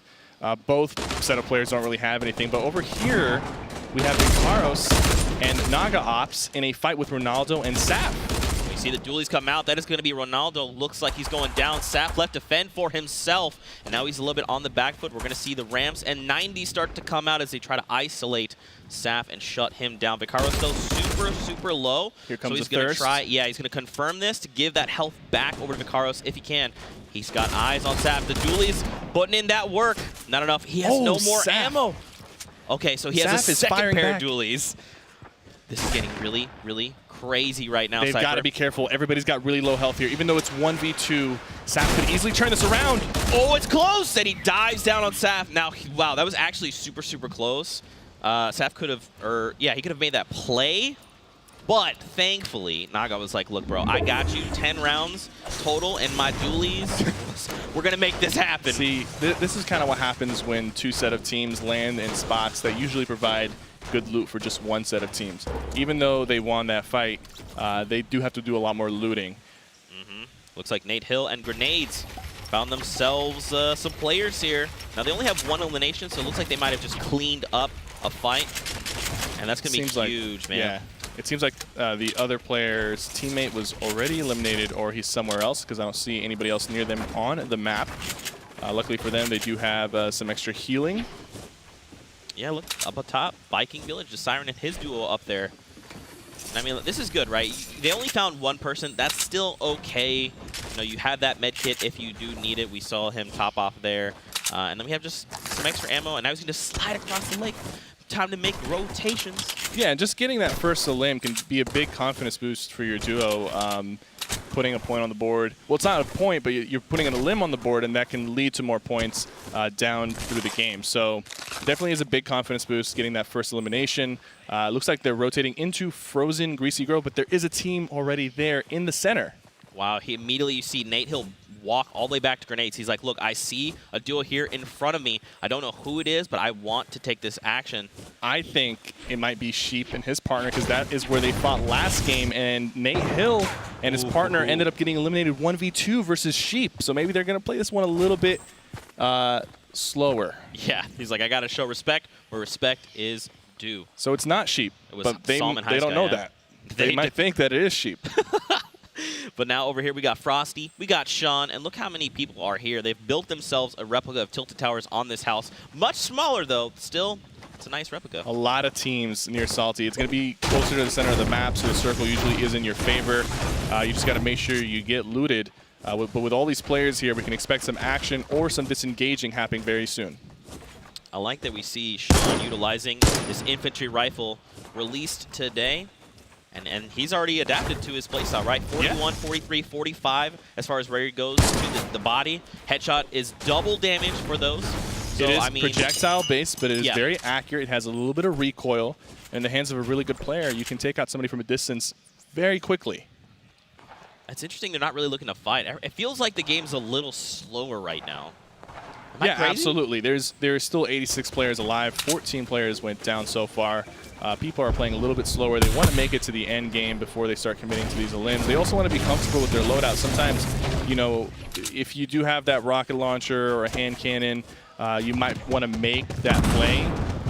But early on, if you don't have that power weapon, you don't really want to risk it. It looks like Kevy1 and Jo do not want to risk it. They're walking away from this fight. We got the rockets coming out, stinkers out. Jo, Kevy disengaging, and Sean and Frosty are They scare them away with that. I mean, that wasn't really going to do too much damage. It does make a lot of noise. It attracts people from around them, so they were just like, let's get out of here before it gets a little too crazy. But look at the mini-map right now. I mean, look how many people are on. And look, Dementos is actually on a supply crate. This could be huge because with the recent change, RPGs could come out of there. And it looks like Kevy doesn't want to give them the supply crate. Looks like he's debating on whether he should use these clingers on the supply crate. Ronin flying over the top, taking a few hits from Kevy. He's immediately just wrapped around this little structure here. Comes the clingers.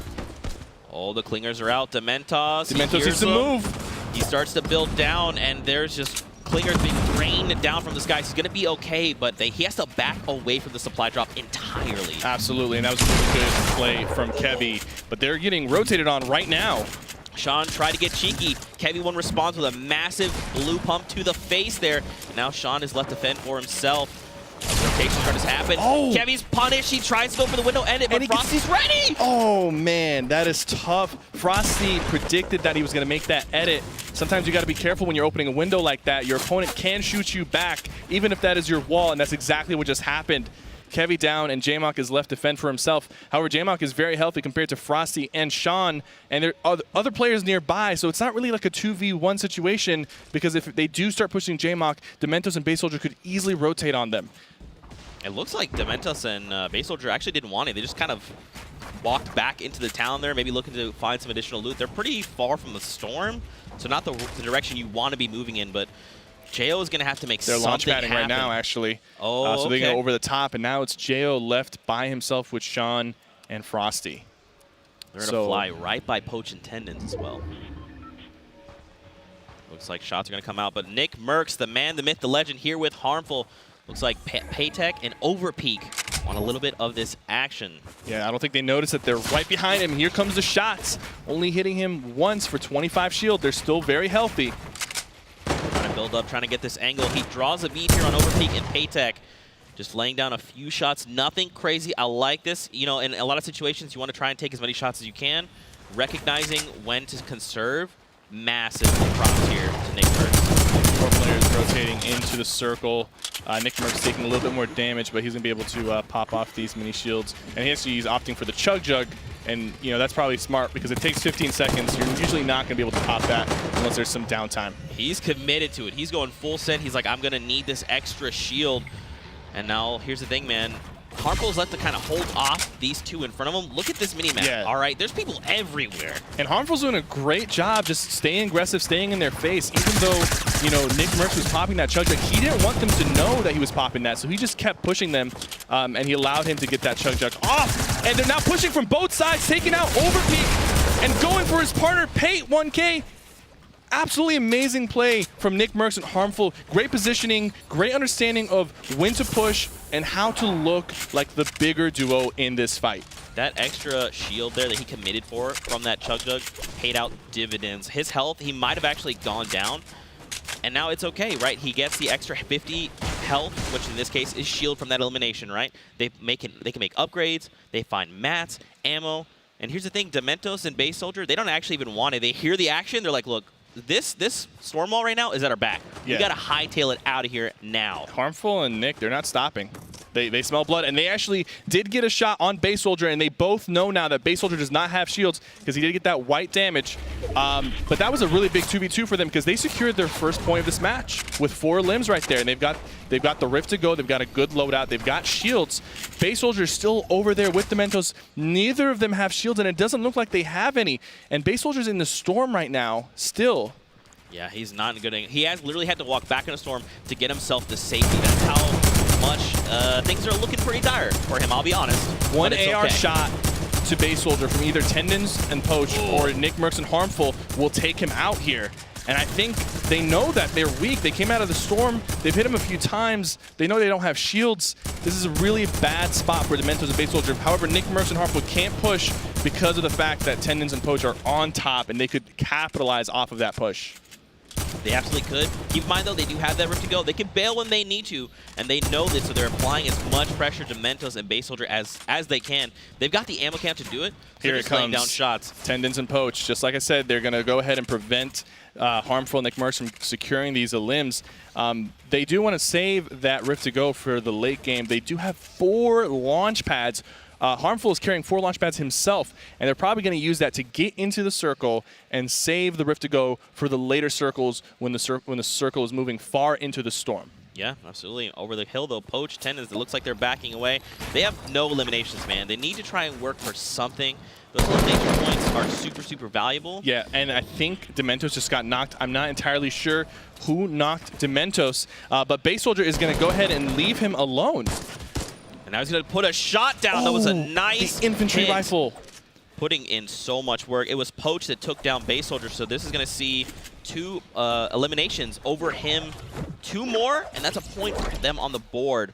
And now they're just looking to make it safely into the current safe circle. There we go. They secured those 2 limbs. They still have 2 Rift to goes. They're trying to get into the circle. Poach and Tendons have the kit to make it to the end game and potentially take the W here. Aggress here. This is Nick Merckx that they're going to be facing off against. Can Poach make something happen? Harmful is down below, so now obviously they're going to try and take the high ground. Nick Merckx, though, playing it slow. He's like, listen, man, I got to make my way back to you. I like this. He did get punished, but it's okay. They're back together. Yeah, you notice the tempo that Poach and Tendons have. They pushed really, really fast and aggressively to take the high ground, but once they took it, they slowed down because they understand they need to make it to the end game, and they respect these players and understand that any fight they get into could be their last fight of the round.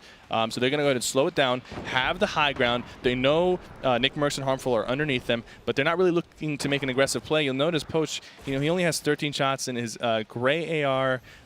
He has a gray SMG and a green pump. That's not a really good loadout. Yeah. So, if you're looking to fight with that, you better either be really confident or know that your opponents are very weak. That's right. Now, before we get into more action, I think we're going to need to call in an expert here to catch us up on those mid-game highlights. Bala, what you got for us, my friend? Thank you, Zeke. As players are starting to rack up these points, let's look at the story of Nick Merckx and Harmful here outside of Tilted. They find Sheep and Dopeye trying to rotate with that quad crasher, but they're going to actually break it, and it's going to cause Sheep and Dopeye to fall to gravity. They're going to be able to pick up some loot here, which is a launch pad and stuff and items like that, which is going to help them further. But here's Twyfo getting contested in that yonder yards. He's going to be able to take out Nistic, and they're having a little bit of trouble versus them as J-Truth is down, but he's going to be able to pick him up. And now back to Nick Merckx and Harmful. They actually chase down Aiden outside of Tilted as Aiden tries to escape. He's not going to be able to. Here's Harmful and Nick just pressuring that front, and it's not going to be enough for Aiden to get through that wall. And there it is. They're going to go ahead and pick up a Rift to go, a launch pad, and that's where you see them now in a position to score. Nick Merckx taking out Aiden in 2 of the games. Yeah. Getting some of that revenge, some of that sweet revenge. Now, he didn't eliminate him in Tilted Towers, and that's kind of part of the process of transferring the ownership of Tilted Towers. You have to eliminate the opponent in Tilted. It looks like they just use their Rift to go to get into the circle. Poach and Tendons are going to go ahead and just recycle that Rift and save their 2 that they have, and that's a great, great payoff for them. And now look, Vinny and Margassi being gate-kept. They have to rely on a launch pad to get themselves to safety. And all eyes are on them. Shots are going to be coming through. They need to build like the wind right now to keep themselves safe. They are in the circle right now, so they're probably going to hold their ground. This is not a good position to be in, though, on a downhill slope with a lot of players holding the high ground. And it doesn't seem like they have a lot of mobility on them. So on this next rotation, it could get a little tricky for Vinny and Margassi. Still at 58 players. Guys at home, if you're just tuning in, welcome to the Secret Skirmish. Super happy you're here joining us here on Valentine's Day as well. We're in game number 3 of the Secret Skirmish duo format, randomized duos, that's right. And of course, the crowd favorite in big bonus. We saw Demo and Tfue in game 1 pop a big bonus. Look at that position they have. Take tricky in game 2 as well. But over to the action, Cypher. Looks like Homer putting out shots. Boxy seems to be by himself. Chap is down. And I think Fulmer's partner was also down. I mean, listen, man, there's chaos everywhere. This is what happens when you put 100 of the best players in the competitive scene in one lobby and say, duke it out. But look at the circle. Half of the circle is high up on the snow peak over here. And guess who's up there? We got DMO and Tfue close to the high ground. Really good positioning for the game 1 winners. That's right. I mean, this is what they do best. And now, I mean, check it out, man. We still have plenty of people left, 50 players, and it's about to get super claustrophobic. There in the distance, we see Kroos go down. Kiwi Face trying to save him. Doing everything he can. Yeah. And Takata as well taking shots. And I mean, look, Cloaksy's like, listen, I want some of this action. that loadout right now, Cypher, I'm not feeling it. Yeah, I'll absolutely. be honest, man. He fortunately for him, he does have the 2 launch pads and the Rift to go, but he needs to secure an limb and trade out some of his goods, because Gray SMG, you know, luckily for him, he's got the purple pump, but that's about the only thing working for him besides mobility. And ooh, a little secret stash. Okay, so he knew something we didn't, and that was that he had a secret stash. Fair, that's fair. I'll give you that. Not the best stash, but he got something out of it. Better than nothing. Absolutely. And now Kai's. Pay attention to that zip line. I wonder if anybody's going to use it to move around as the circle closes up. You know, you could, but it's like really dangerous. Now, keep in mind with this patch, we have the fall damage immunity. So like once you hop on, you can hop off and you're safe. But at the same time, it's a very, absolutely. Yeah, it's a very like pronounced sound that plays, and everyone kind of knows exactly where to look. But you never know, with all this chaos, people can slip by. Look at this launchpad play coming in from Sofa and Fossick. Are they? Oh, they don't even have to use launchpad. Not yet, but they're getting it prepped. They prepped it. Yeah. He was just testing. He's like, is it launch? It does. Does it work? I like it. The thing is, above them though, they know this is not their build. And there's going to be a lot of builds above them, so I don't even know if using this launchpad is going to be viable. I think they're trying to check right now, but I can see them jumping on this and just hitting another build right on top of them. I mean, yeah, man, I feel like they may have jumped on a little bit. Look here, looking to line up shots. He's got Jay Cuddy in line of sight. He's going to tag him once. I mean, they need to make something happen. No eliminations, and Chat is gone. A little bit of pressure now on Cloaksy. I guess he's made himself a little bit of a target. But he's putting so much pressure on people. Look at those headshots on Marksman. Double 60 with the gray AR. He knows he's weak, and he knows he needs to get some limbs right here.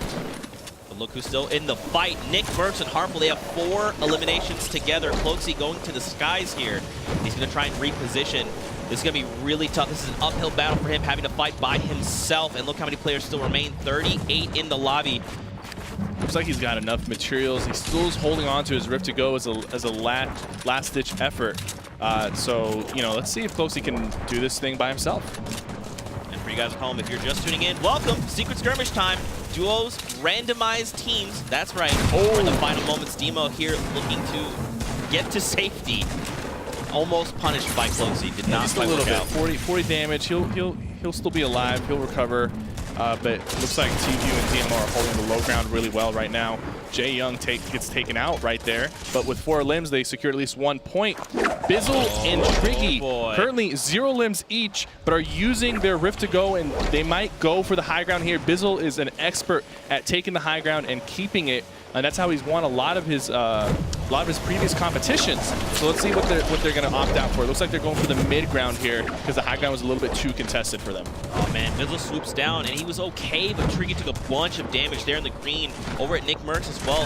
They have 6 eliminations. This is massive points, and he couldn't quite follow up. But listen, 6 eliminations. Yes. Still massive here in game number 2. And now we've got Cloaksy here trying to hang on for dear life. Bizzle. These guys, I don't know how it is they always manage to slip by undetected, but they're going to look to make that high ground play. Oh man, this circle's going up the mountain. It's going to be really tough for these players. You need a Rift to go, you need a launch pad, or you need a lot of building to get up this mountain. A lot of players might go down to the storm here if they're not careful. They need to try and do this follow up on the left, recycle people's builds, and immediately they're going up for the high ground. 33 builds. And we're down to top 8, Cypher. Sofa and Posick holding the high ground, but Cease and his partner might be challenging it with this launch pad play. Is Cease going to land inside? He goes and dips into the storm, trying to make a little bit of a juke, but did not work in his favor. Gets shot. He has a lot of heals. He's going for the limb on CPK Flame. He's opting to just go for limbs instead of healing as a way to heal himself. He's got 5 right now. This could be massive. He could potentially top back up on shield. 1. That's 1. Great pump shot, but he's got to get out of the storm. That's a 95. That's down. If he can confirm this, he just has to wait it out. They'll fall to the storm. Great shots, great positioning. No Absolutely way! Amazing play from Cease. That is 7 limbs and the win. Cease, the man, the myth, the legend. I cannot believe that he was so weak, and he spent half the time in the storm there at the end, but his positioning was perfect, and he picked off the right players. That's very difficult to do, all right? He made every decision he needed to set himself up for that win. We'll go back and take a look at those final moments here. So again, we want to watch Cease here in the bottom left. You see Sofa and Tennis go toe-to-toe, and he was just in the position, right? He was coming around the corner. They happened to take each other out. He was out of materials, too. Really was. It could have gone either way. He dips down around, and he puts a shot down, and that's it. That's enough to get the win. Now, he did have 7 eliminations by himself. That's 3 points for the eliminations, 3 points for the victory royale. No bonus points, but, you know, that's still a really great game right there. An absolutely monstrous showing, especially when you have to face off against other players like this in this setting by yourself. The pressure's way more intense, but Cease locks it up and says, look, guys, I'm here to play as well. Just being able to be in that situation, have those shields and low health, and decide, hey, I'm not going to stop to try to heal. I'm going to go for a limbs. This is what I have to do. And he gets those limbs. He fills up his health a little bit and secures the limb at the end. That was enough to see it through. Let's take a look at the standings because, Cypher, I think you're going to be shocked. We actually have a dynamic, 2 sets of dynamic duos here that are tied for number 1, Demo Tfue and Bizzle and Triggy Soars. Both with 10 total points. Demo and Tfue do have 2 more eliminations, but hey, that performance from game number 2. No surprise there. DMO and Bizzle both known for their end game finishes, and they're on the top right here with the most limbs as well. And Cease, I mean, oh my goodness, jumping up 43 places to find themselves in 3rd place by himself, mind you. So now Lyrison's probably thinking, first of all, thank you for the carry. Second of all, bro, thank you for boosting our morale because we're going to just carry this into game 4. Look at the total limbs is 7, and they only had 7 that game. So they start off their first 2 games with 0 limbs, most likely eliminated off the drop. And now with the 3rd game going in their favor, they come out and secure 3rd place. That's what I'm talking about, man. Every game counts. You can have your moment. You just got to go for it. Yeah, absolutely. I mean, look at this leaderboard. Things are continuing to shake out. Now, I got to know, man. Listen, I think what we need to do is we need to send it over to Courage, who is standing by with both of these duos. Courage, I mean, over to you. I mean, what else am I supposed to say here? Thank you very much, gentlemen. Fantastic cast. Yes, I'm down on the floor. We're halfway through today's action. Obviously, Tfue, Demo, Bizzle, Triggy, Soars. What a start to today so far. We heard from you guys earlier. I want to swap over here first. Performance so far, fantastic. You guys are neck and neck in that 1st place spot. How's this duo been working so far? It's working great. I thought there'd be an issue with grouping up together, but he's always with me. He's a great teammate, and he's hitting all the shots. It's awesome. Where he's getting all the kills, and it's just working out awesome. Oh, for sure. Now, obviously, we're seeing great teamwork from you both, but, you know, the big talk of the town, Tfue. Another time where you got a great partner who just seems to be getting all these eliminations. What's working right now for this duo? We're just getting really good loot, really good mats, planes, mats, posted up, you know, checking every vending machine, trying to get as much launch pads or rifts as possible, just trying to get as much movement as we can. If we don't get movement, we're just rushing people. Hey, it looks like it's working up to this point now. Obviously, the major update coming on in. What's been your favorite part, Triggy, of the new update that you guys have been playing on today?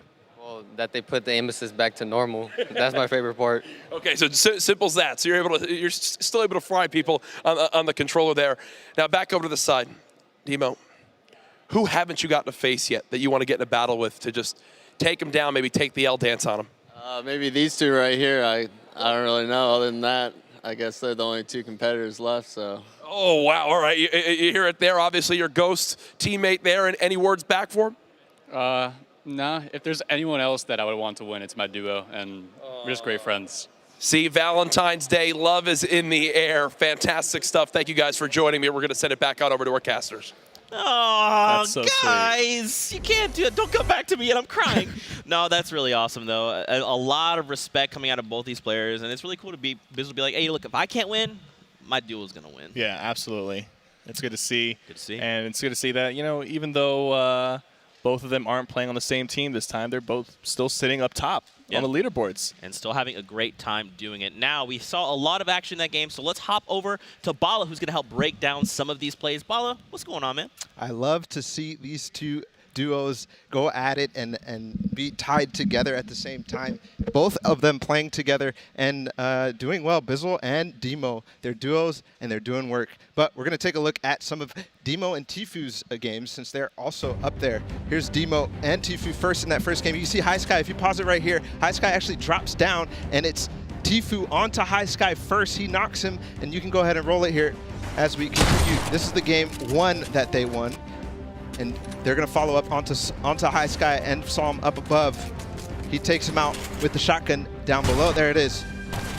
And then Psalm up above, they're gonna do a nice pinch to get up onto the high ground. You can see he drops down, and they're both gonna pressure right at the same time, both together right there. And if you pause it right here, he drops to the side and jumps off the ramp and takes out Psalm. Go ahead and roll it from here. Off to the side and takes out Psalm with the headshot. Nice play there. We're gonna hop into game number 3, where they're starting to get nice placements, nice average placements here towards the end zone up in that northwest corner. It's gonna be Tfue trying to take all these shots on all these players that had such a good zone position, and it's repeated in each game. Here is Tfue again, trying to save the game, taking Fulmer out towards that end game, and he's gonna get another point there and bring them up to 10 to tie with their partners on the other side. So we have 3 more games to go, and guys, that's gonna be so awesome for us.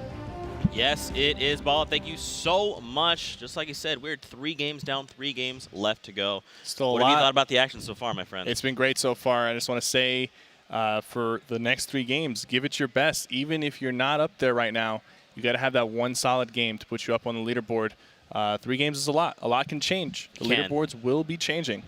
That's right. Well, guys, we are going to need a break after these first 3 games. So to see us to said break, let's throw it over to Monster for saying goodbye, I guess. Yeah, without a doubt, you are not wrong. Nobody is safe. The leaderboard is shaping out to be an intense series of games. But with that, we're going to go ahead and hop into a little intermission, and we'll return with new faces and more games here at the Secret Skirmish.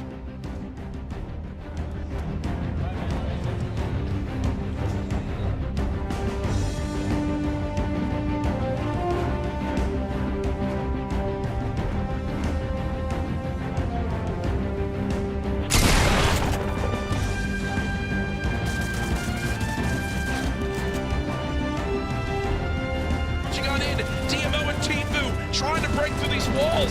Psalm's still on the high ground. Psalm now weak, and there he goes. DMO and T 11 eliminations and the victory royale.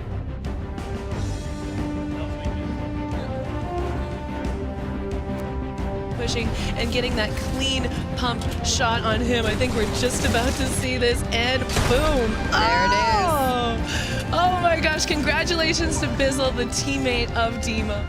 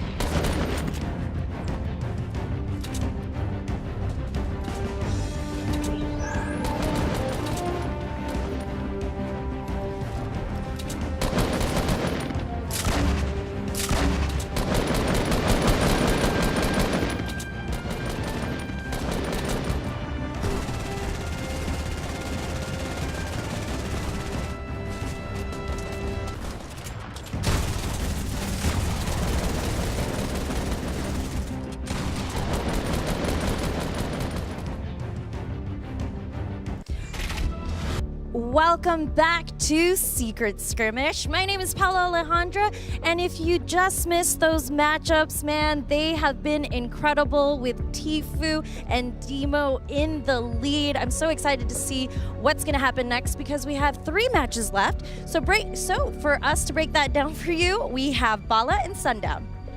Thank you so much, pal. My name is Sundown. Ladies and gentlemen, Jonesies, Bonesies, and everyone in between, welcome back to the Secret Skirmish. We are halfway through the duos competition. $100,000 to the $500,000 prize pool up for grabs, and there's been some incredible gameplay so far. There has been Sundown, and it's been actually crazy. These end games, they've been going to the wire every single time. Let's take a look at where we stand as we do. Tfue and Demo, we know they're in the lead, but I want to talk quickly about Bizzle and Triggysaurus. This is a duo that's very interesting to me as Triggysaurus on that controller. Bizzle's doing a lot of late game pathing for him, which is allowing him to go for those elim and get those elim points and the placement points, maximizing that potential.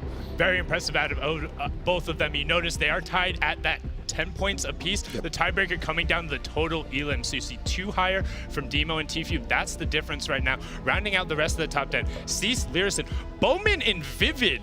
13 elims, 5 points. But the EU and Vivid going at it, showing up today. Rounding us out, we have Ronaldo, Saf, Poach, Tendons, Psychic as well up there, doing well with his partner. Looking at the back half, remember, top 20 are the ones who walk away with a piece of it. Corrosive, Kiwi Face, J2, Thwifo in there as well. Morgassi and Vinny not putting up a bad show. And then the underdogs, the RBK boys, JDW and Germ, challenging as well. Yeah, Kaizui and Vide rounding out that top 20. That's right in the prizing. But I want to talk really quickly about Nick Mercs and Harmful absolutely destroying outside of Tilted. They're starting in Tilted, moving out of Tilted by Shifty Shafts, that area. That last game was a really nice display. Catching Aiden, catching, what was it, Dopai as well. Yeah, making sure they're getting them on the rotations, getting their initial loot, and then getting out of there, not taking the risk. But we're into match 4. The bus is loaded. The players are ready to jump off, and I couldn't be more excited about it. I could not be more excited at all. There's so much action all around the map. There's Paradise, Tilted, there's action in Dusty Divot as well. It's just so much to watch. Yes, and now looking at the bus path as it comes across the players, popping into your screen now. We're going from that bottom right quarter to the top left, southeast to northwest, but a decent mid-split ball. Where do you think we're going to see players dropping? Yeah, I'm keeping my eye on Paradise. There's been a lot of action, especially in that game 1. There's Saint, there's Ghoul, there's Lynette. There's so many players dropping in Paradise. It's a very, very nice spot to look at. And there's actually, you see the llama over towards that truck stop out in the southwest or southeast corner of the map as well. There's 2 players dropping on it. That's a nice little find there. Really good influx of materials and utility that you can get. That's not a bad loot spot anyway, so expect them to be coming out of that really well prepared and also to have a lot of people to fight. There's 3 teams down in Fatal. 3 teams indeed. We'll see if Nate Hills and Funk Bomb are actually deciding to go back towards their hometown of Fatal Fields. We'll see though, as they aren't actually contesting yet. There's so much to look at on this map. Polar Peak is interesting as well to me. There's 4 players right around there. That split is always interesting and fun to watch. But we're going to hop in with Thwifo, J-Truth against Nistic and McDonald we saw earlier today as this fight starts to unravel. Yeah, Nistic already down on the ground. McDonald trying to create some space for him, but unfortunately, it's going to be really difficult in an early 1v2 situation where they both have shields and they're pitching from the side. Fantastically well executed 1v2 there. And you notice they got the initial down right away, and he has that hunting rifle, and it's missing a couple bullets. You have to think he probably picked one up, got an AR round, and they were able to just close that up.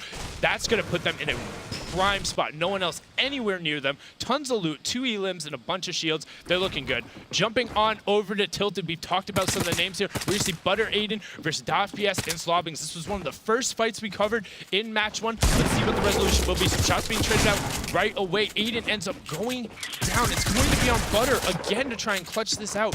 He has a decent amount of shields and a pump. Not a bad situation to be in, but not a great one. And it looks like he's going to opt to disengage. He's leaving Aiden there. They're going to clean that out. More shields and an elim for them. He's just trying to get away and find a spot where maybe he can make a 1v2 play. We've seen this before. You just got to get somewhere, crouch, and hope they either disengage or someone else comes in. Yeah, and we saw Butter in that situation as well over towards that basketball court before. And unfortunately, Aiden's going to go down again. There's so much action here in Tilted. It's so difficult to keep up.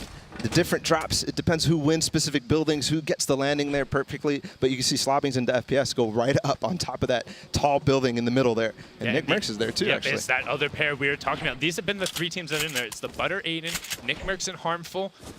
and then Slobbings and his teammate just trying to get whatever they can. However, it's just running around. Not a bad loadout from him. The blue pump going to allow him to really excel in these close quarter situations. Snake's able to force him around, has a decent amount of shields. DocPS and Slobbings just control of it. We're going to flip on over to Lazy Links where Monster and Devious are squared off against Ziff and Povzy. But Ziff looks like he's just trying to provide a little bit of support in the Stormwing. Not sure if they're fully aware of him. You see Devious and Monster are looking towards that direction and trying to put shots down on that pilot right now. Yeah, this is a strategy that Ziff and Povzy have been using here in Lazy to contest Devious and Monster, grabbing that Stormwing and actually coming in from the side and using this turret to such good use. Ziff actually managed to get a lot of damage in that first game. We'll see if he's going to be able to do anything from this guy today. Yeah, it makes it incredibly difficult when that Storming is just raining shots down on you. Yes, you are able to trade back fire. They're a little vulnerable, but the amount of pressure it puts for his teammate, where you kind of, now you see, this is a really good play. He's using the natural cover of the roof to be able to fire back, but you see Ziff going aggressive now with it. And now it's going to be a pinch. It's going to be 1v1 for Ziff and Monster here, and Devious against Povzy. Yep, misses the boogie bomb. He throws out on Povzy, trying to provide support fire. Monster trades right back. He says, no, no, no, don't poke it out. Throwing the clingers, and immediately Devious sees the pushes going. Ziff has to track back to Povzy on literally 1 HP. Yeah. Pops his minis to get the 50 effective back. The clinger's not going to land. Ziff trying to get over, regroup. Let's see how they play this 1v2 out. Yeah, and all Monster's trying to do is keep Ziff from supporting Povzy. As you can see, Ziff was trying to book it all the way to get to Povzy and make sure that Devious couldn't hunt him down, and he did manage to do that. So it's going to be a stalemate again. They're going to give a little bit of time. Povzy has those minis, like you said.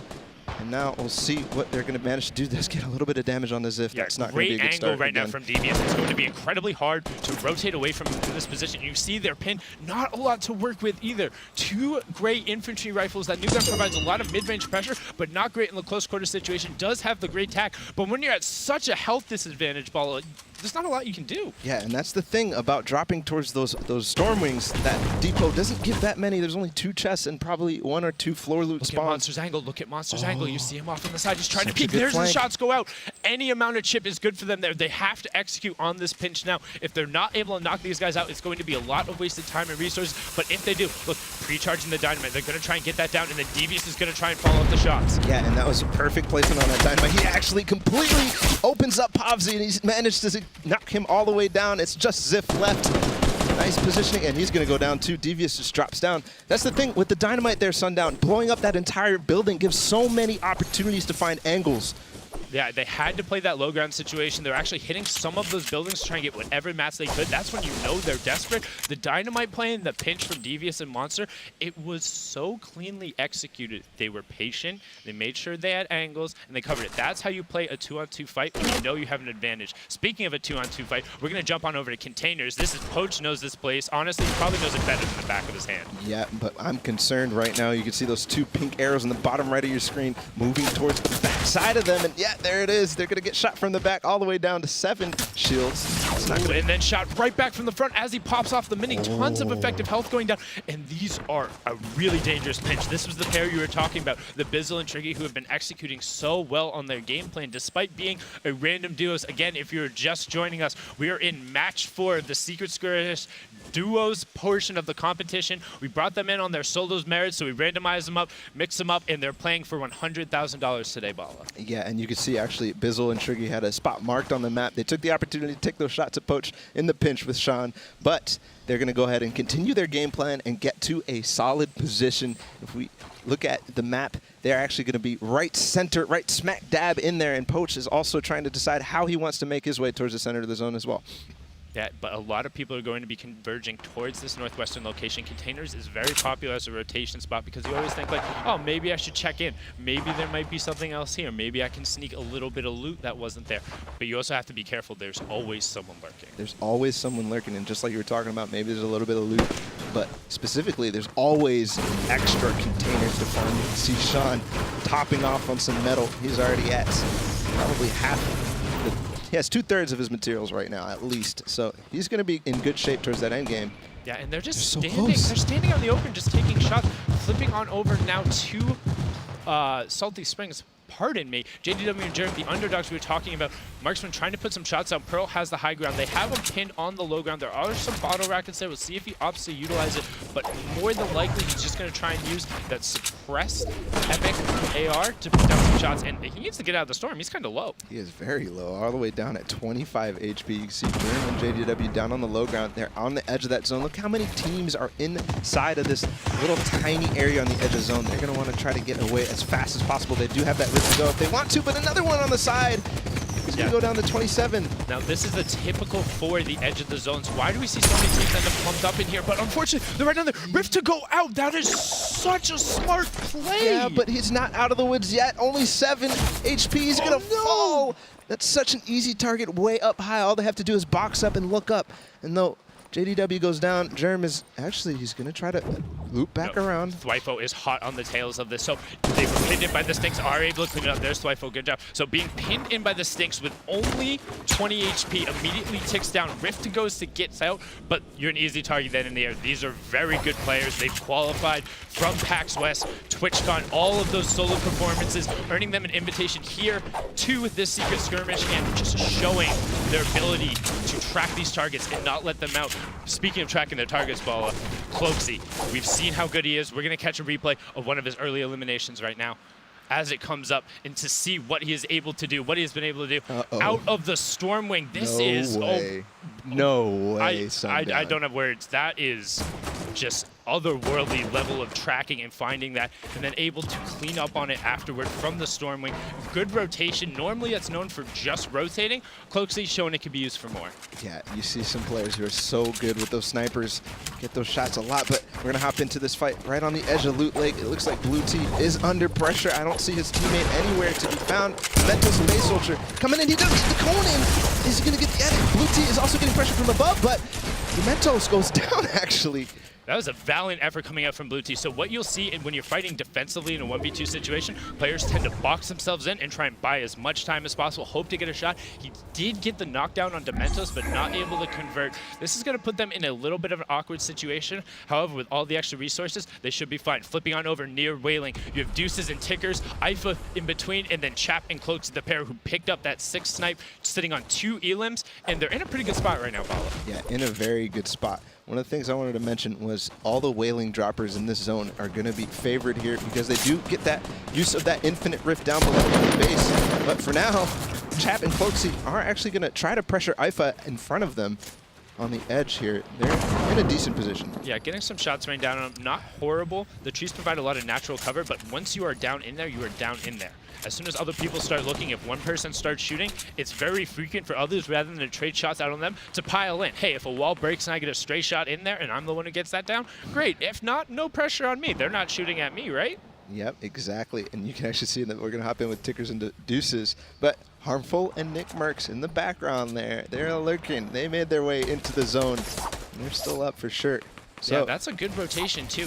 From Tilted all the way over to the backside, pretty safe. Some good shots coming out from Deuces, aiming towards that canyon, knowing not a lot of people are going to have an option. They're either rotating through the valley or you'll see them building up above. So good angle coming out from them, and they hold the high ground. If you look down the bottom right-hand corner of your screen, that little high ground nook right there gives them control over basically all of Wailing. People who think they're safe rotating through, if you show them a pixel and you get hit, they're going to hit it. Yep, exactly. And now, looks like Nick Mercs and Harmful do have such a significant base here towards the center zone. And again, if you get centered in the zone towards these late circles, you get a much, much bigger chance of getting the next zone.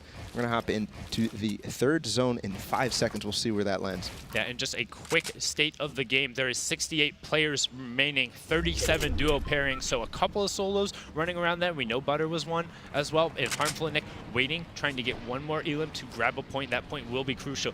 Every single point matters right now. Looking at that top 20 situation, 2 points is going to put you into it right now with a couple of good tiebreakers. So everyone is valuable. Yeah, and just taking a look at that 3rd zone that has been revealed in the bottom right, you could actually see the Infinite Rift is still in place. So all the players that are down there, I believe I saw Cease and Lyrison actually down in that Infinite Rift area, are going to have such an advantage if this continues to go this way. It could even land on them a 4th time, possibly. And one other thing to take into consideration, when the circle comes up towards Wailing Woods like this, there's going to be a lot more natural materials in play over the course of the game. It's really easy to constantly top back up on wood and then leave that wood supply down there. As you're rotating, you always see just little bundles here and there. Pick those up. You're going to see more mats in the late game than traditional, simply because of the availability of resources in this circle. Yeah, absolutely. It looks like Frosty, ZK, and Sean down there doing that specific thing as well. A lot of metal actually down there to be able to do that. Yeah, a lot of those buildings, people don't really think about it. Sometimes you just got to break a piece of furniture. I know it feels really good. Just smash that lamp. It's super rewarding, particularly when you have one of the pickups. It's like, zhung, zhung. Like, it always makes farming metal more important to me, man. It does, absolutely. We're going to hop in with the Wifo and J Truth, and they're making their rotate in as well. We'll see what type of position they get. They're not in the zone just yet.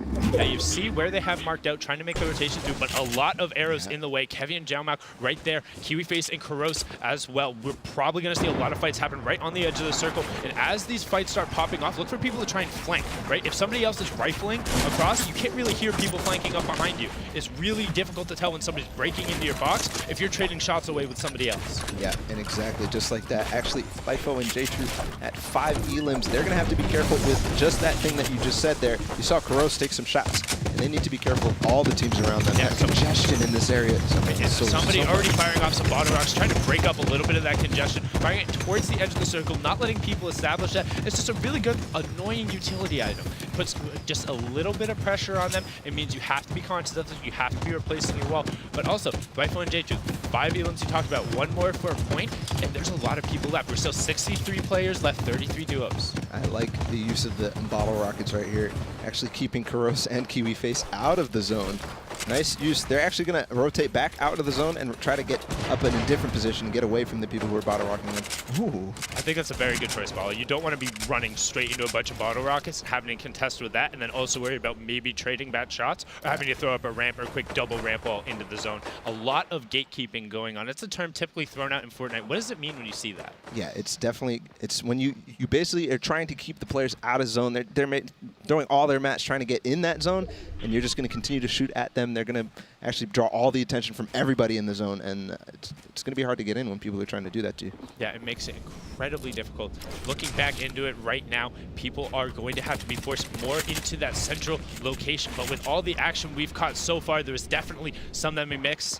Lupo, catch us up on the mid-game highlights. Sundown Ball, and thank you very much. We're going to take a look back just a couple plays here in competitive Fortnite. Taking the opportunity that your opponent may present is one of the best options right here. You see Matt Ruski, boom, takes advantage of a ramp swap from Takata and catches him off guard.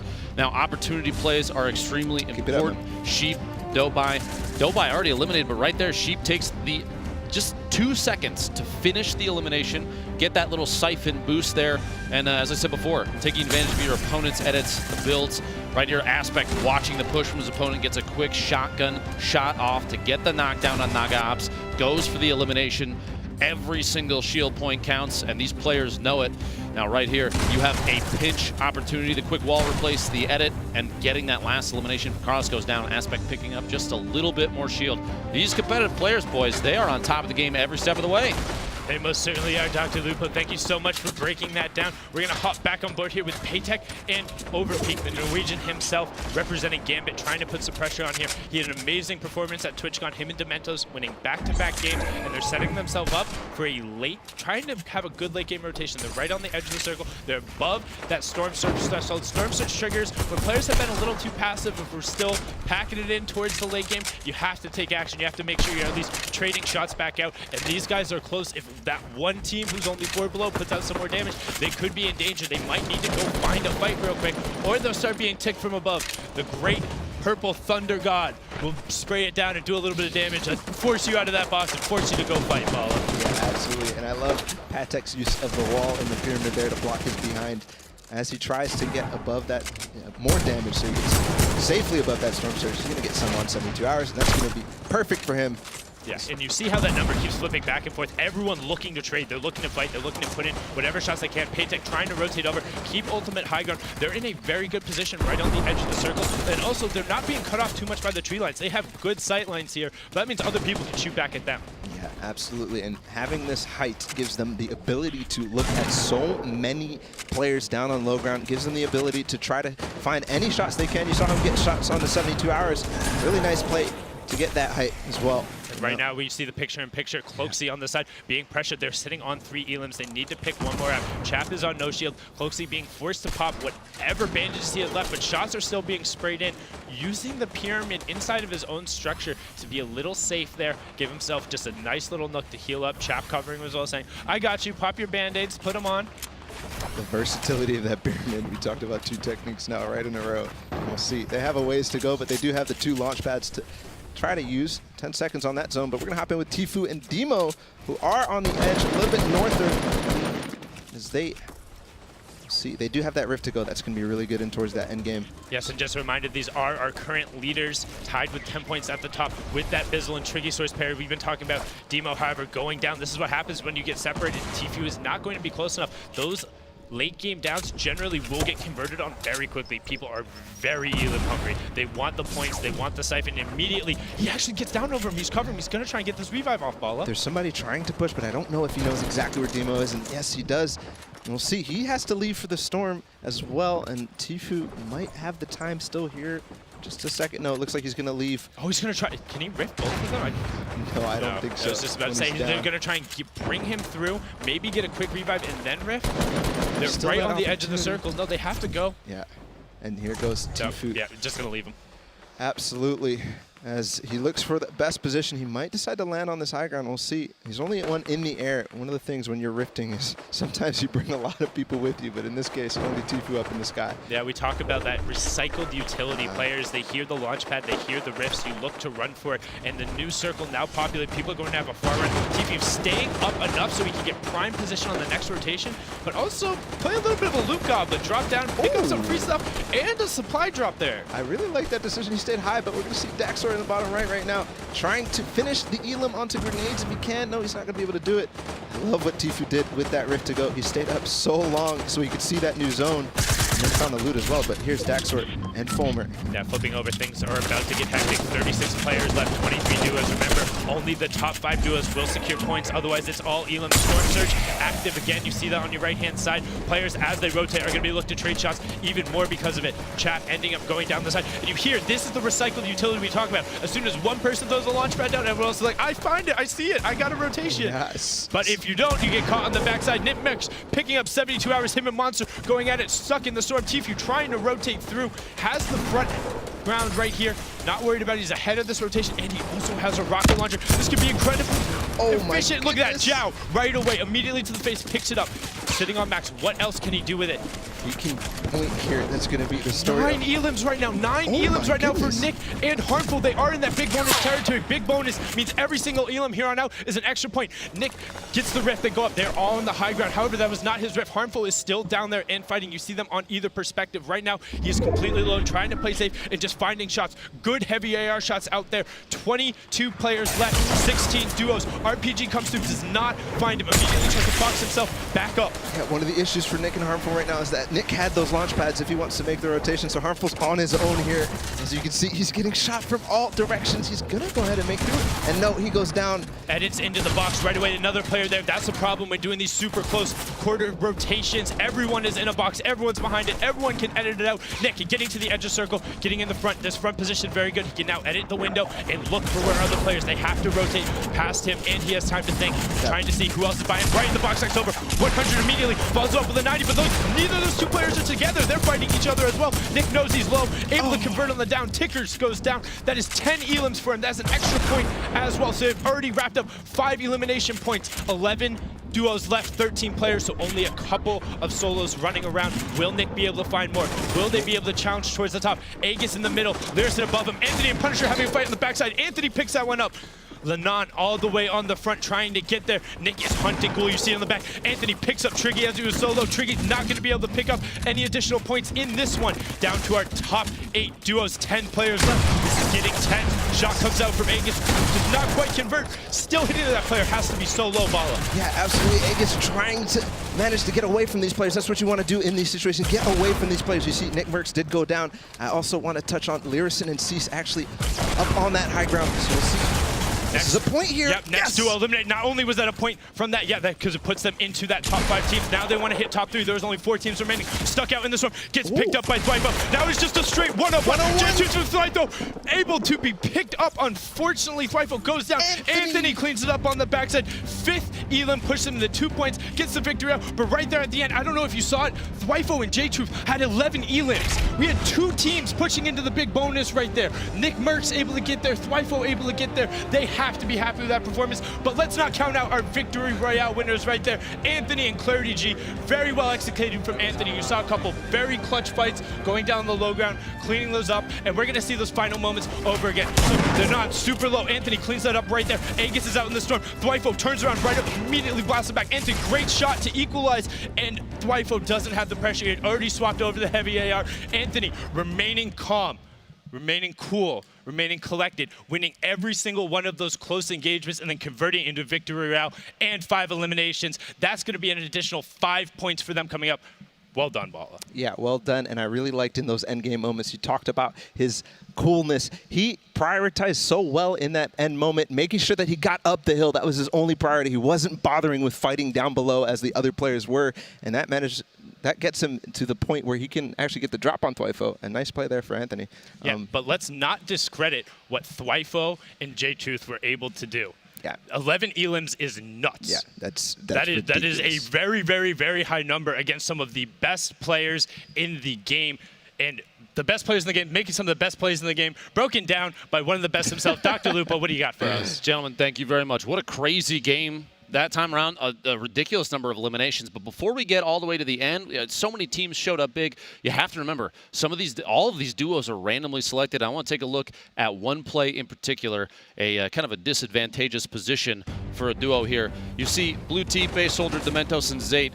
Blue T and Zate clearly have the high ground, and Dementos and Base Soldier, 9 times out of 10, you would consider them kind of in the tough spot here. But in the middle of this fight, you have 2 players, like I said before, that have not really played too much together. Base Soldier, Dementos, look at this simultaneous push in different directions. Base Soldier and Dementos both trying to climb for the high ground. And it actually works out. Dementos does assert high ground, runs out of materials, but it doesn't really matter. He uses Zate's build against him, catches him on a jump out of a ramp structure, and has claimed high ground. Blue T then stuck, pinched vertically between both of these players. Base Soldier, Dementos take the opportunity to kind of finish the job here. You don't often see a low ground to high ground push from a randomly selected duo like this in opposite directions, basically, come out on top. These are the kind of plays that these competitive players have been showing all day so far today, and we're not even close to done, gentlemen. Back to you. Thank you so much, Dr. Lupo. That's right, the Boricua boys are back for game number 5. You got Golden Boy Monster D-Face, Mr. Fortnite himself on the horn, and we're really excited for this next one because we have had some amazing games so far. I mean, some real squeaky bum time moments, man. Yeah, as far as the leaderboard goes, it's been neck and neck. No one's been safe. The energy in this place has been real, and players are bringing it today on the dual format. I know, it's been so exciting. Well, let's look at the standings here and see where we are right now because, as it stands, you got Demo and Tfue. They're still going to be up top, continuing to add on with those eliminations, which keeps them protected from Bizzle and Triggy, who are gaining on them. Those 2 teams have not changed, but J-Truth jumps up. Golden, another team steps up to the plate, jumping 9 spots. J-Truth, Thwyfo here? 10, 10, and 10 for total points. This is crazy. Anthony, Clarity G, they're going to jump up 21 places there in 6th place with that game win that they just managed to secure. We got another page as well. Might as well take a look at that because you got some other familiar names here.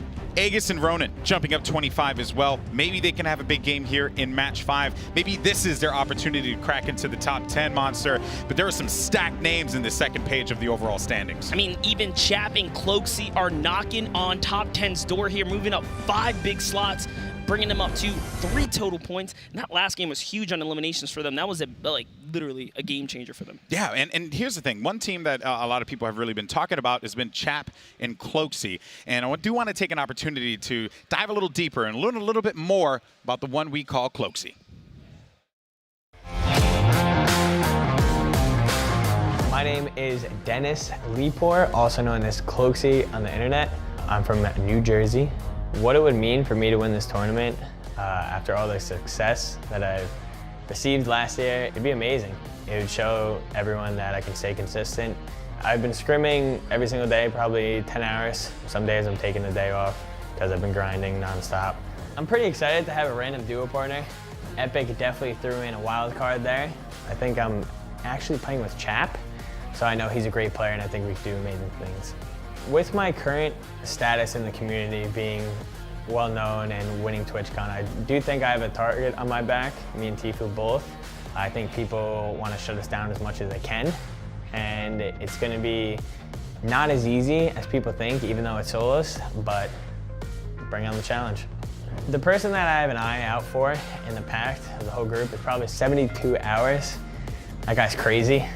I know if he hits me once, he's coming straight for me. I didn't know I had it in me until FaZe Clan actually reached out to me.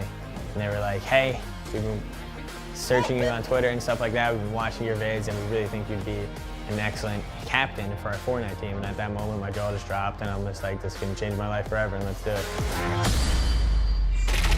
There you have it, Cloaksy, man, the man himself. And yeah, he's been paired up with a pretty nice random duo partner in Chap. And I do want to look at some of his stats as well, kind of see where he is, right? Like how he's been performing, how this game has been going for them. So when we get an opportunity, we'll roll the stats. But one thing I do want to just talk about with Cloaksy, I've had an opportunity to talk to this guy, good head on his shoulders, right? He really knows how to bring it in the intense situations. But let's take a look at the match stats and okay, interesting statistics here. Yeah, without a doubt. Let's take a look at total damage dealt versus damage taken. To think that they've actually taken more damage than they've given out. That's kind of crazy. And for an 11th place seed here, that's a very interesting stat. Only one shotgun elimination for their total of 5 eliminations so far. If you dish it out, you gotta know how to take it, Monster. That's pretty much the story here. They're going neck to neck here. You gotta be careful, man. Any mistake, you're gonna pay for it. And I mean, when you're getting shot, that's probably the difference in them kind of securing an extra point or so. Yeah, these games have been so good today, and I've really been enjoying it. Hopefully you are as well. Make sure you use that hashtag Secret Skirmish, okay? Share. Let us know who you think is going to win match number 5. I want to hear from you. You can tweet at me at GoldenBoyFTW, MonsterDFace. Maybe you can go ahead and do that. Also, use code MonsterDFace. Oh, I'll take those. I got you, buddy. I got you. I don't have a creator code. I got you, buddy. You know, you see, look at that. I'm your cheerleader. This is my guy. This is the duo right here. I got his back. You know what I'm saying, baby? I'll also use that hashtag Share the Love. Because it's Valentine's Day. Can I talk about Share the Love, by the way? Share the love, man. Where do you ever see a team willing to go as far as Epic to allow people at home to win a free Battle Pass? That's right, guys. You guys at home, go out there and complete your Valentine's Day challenges. They're available for you now in the game. Start earning yourself a free Battle Pass. While we may be the duo, okay, I do have to have a confession here, buddy. I gave Zeke my glider. I gave Zeke the glider. I'm sorry. I gave him the glider. He gave me a glider back. Oh. He's my Valentine. That's it. It stings. I wasn't even invited to this transaction. My wife of 10 years. We could have done a circle, you know, like one and one. We actually could have been fair. Oh man, I actually did not think about that. And this is why I'm the big brains, guys. This is why he's the analyst. This is why he's going to break down the gameplay here. But you know, I guess talking about the games because we're waiting to load up into the battle bus and jump on over to the island. Might as well talk about what we've seen so far. I put up the tweet earlier today. I think we all kind of did. Ghost Gaming knows how to pick them because, you know, Demo, Bizzle, a lot of these guys really performing. Also, I want to give a shout out to Triggy. You know, that's a huge opportunity for him, and he's really been holding his own. It has been a very fun day of duos competition. I know that everyone wants to see the Tfus and the Cloaksies and Demo and Bizzles, right? Like see these guys go toe-to-toe against one another. But it's been cool to see everyone kind of get thrown together and learn how to work together on the fly, right? Yeah, without a doubt. Like these players out here, they've kind of just to be paired together with someone. I was saying before the skirmish even happened that if there's anyone out there you want as a PC player with that game sense to be put with a controller slayer, because these guys know what they're doing. They have proven time and time again that they can hit those shots. Yep. And recently, especially in the new patch, they can the aim assist revert, right? Yeah, yeah. So now their shots are back on the money. Tricky was happy about that one. I was too. Hashtag controller gang all day. But we're waiting for everyone to get loaded up into the bus. The good news is we're going to hear from some of our players. In fact, we're going to hear from the third place team. We actually have Dr. Lupo standing by. Golden Boy, thank you very much. I'm down here on the floor with Thwifo and J Truth, third place overall right now here at the duos portion of the Secret Skirmish. Gentlemen, what's it like being part of a randomly matched together duo? You guys have obviously played against each other a number of times in the past, you know, scrimmage games and stuff like that. What's the chemistry like so far? Just always sticking together, always trying to get kills together, just never splitting. Yeah, the random duos is really fun. I like the format of this, and I was really hyped up when I got Thwifo as a duo. He's a really good player, and he's been popping off all day, so definitely. Literally gassing your teammate up already, which is incredible to see. Honestly, that kind of chemistry isn't something that just kind of, it doesn't come out of anywhere. It's not manifested from nothing. You guys have played together for forever. I feel like Fortnite has built relationships and friendships between players like you that we don't really see in many other competitive games. Do you guys have a history of competitive gaming before Fortnite? No, I played with some of his teammates before, but never J-Truth. J-Truth, what about you?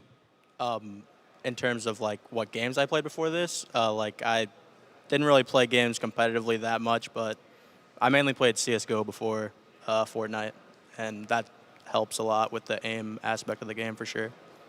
I feel like because of that, like you said, you're kind of dipping into Fortnite and competitive gameplay in general. I think it really shows that the bonding here, especially you could pick anybody from the list of players here at Secret Skirmish and get similar results. But you guys have been absolutely crushing third place against some of the best players that Fortnite has to offer.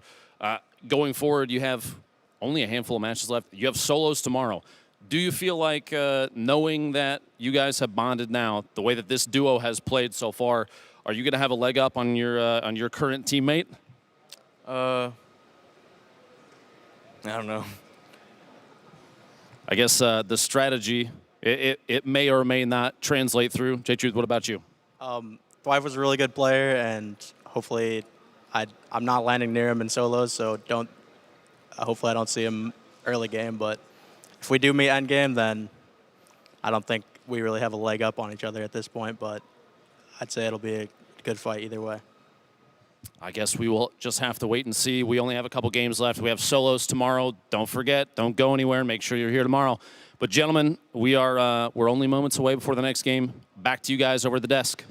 Thank you so much, Dr. Lupo. That was Thwifo J-Truth. And, I mean, might as well highlight this. I gotta, just be that guy, okay? A lot of these players here, right? First time getting to this opportunity, being on this stage. And I've been competing, and also I've been, involved in competitive gaming for years now. And I think it's pretty nerve-wracking, right? To be in this kind of setting and have to compete and also be around your peers, because this is also a very unique setting, because even when I used to compete, it was like 4v4 games, right? Versus now you're surrounded by 99 other people who are all gunning for that top spot. They all want to be better than you. So I think that a lot of these guys are really focused on the game, and it kind of like showed there, they let their gameplay do the talking. Maybe not necessarily themselves, which is okay, because so long as they're out there slaying and doing what they need to do, they're in third place right now. They can very realistically come out on top and maybe come away with the duo's victory. But we also have some other players that are looking to climb their way into the top 20 as well. We talked about them before, JDW and Germ from Raised by Kings. These guys looking to climb in. They're in 23rd place right now, Monster. Yeah, 23rd. They are so close to top 20. And don't forget, top 20 is the only players that are pretty much going to earn themselves a piece of the prize pool during the, the duos portion. They've really got to fight their way and claw their way in. Just taking a look at where these guys are from, you see a little bit of stats there. And there they are on the floor. What do you think? They have 9 eliminations, Monster. Only 1 point But if they are able to secure another point immediately from this game, maybe even get 3, they jump in to the top 12, top 10. So that just goes to show you how close everything is right now. 1 point could be the difference from being in the top 20 and being out of the top 20. And then even more so, yes, it does get a bit more competitive in the top 10, but it's going to be awesome. And we are ready to go in match number 5 of the day.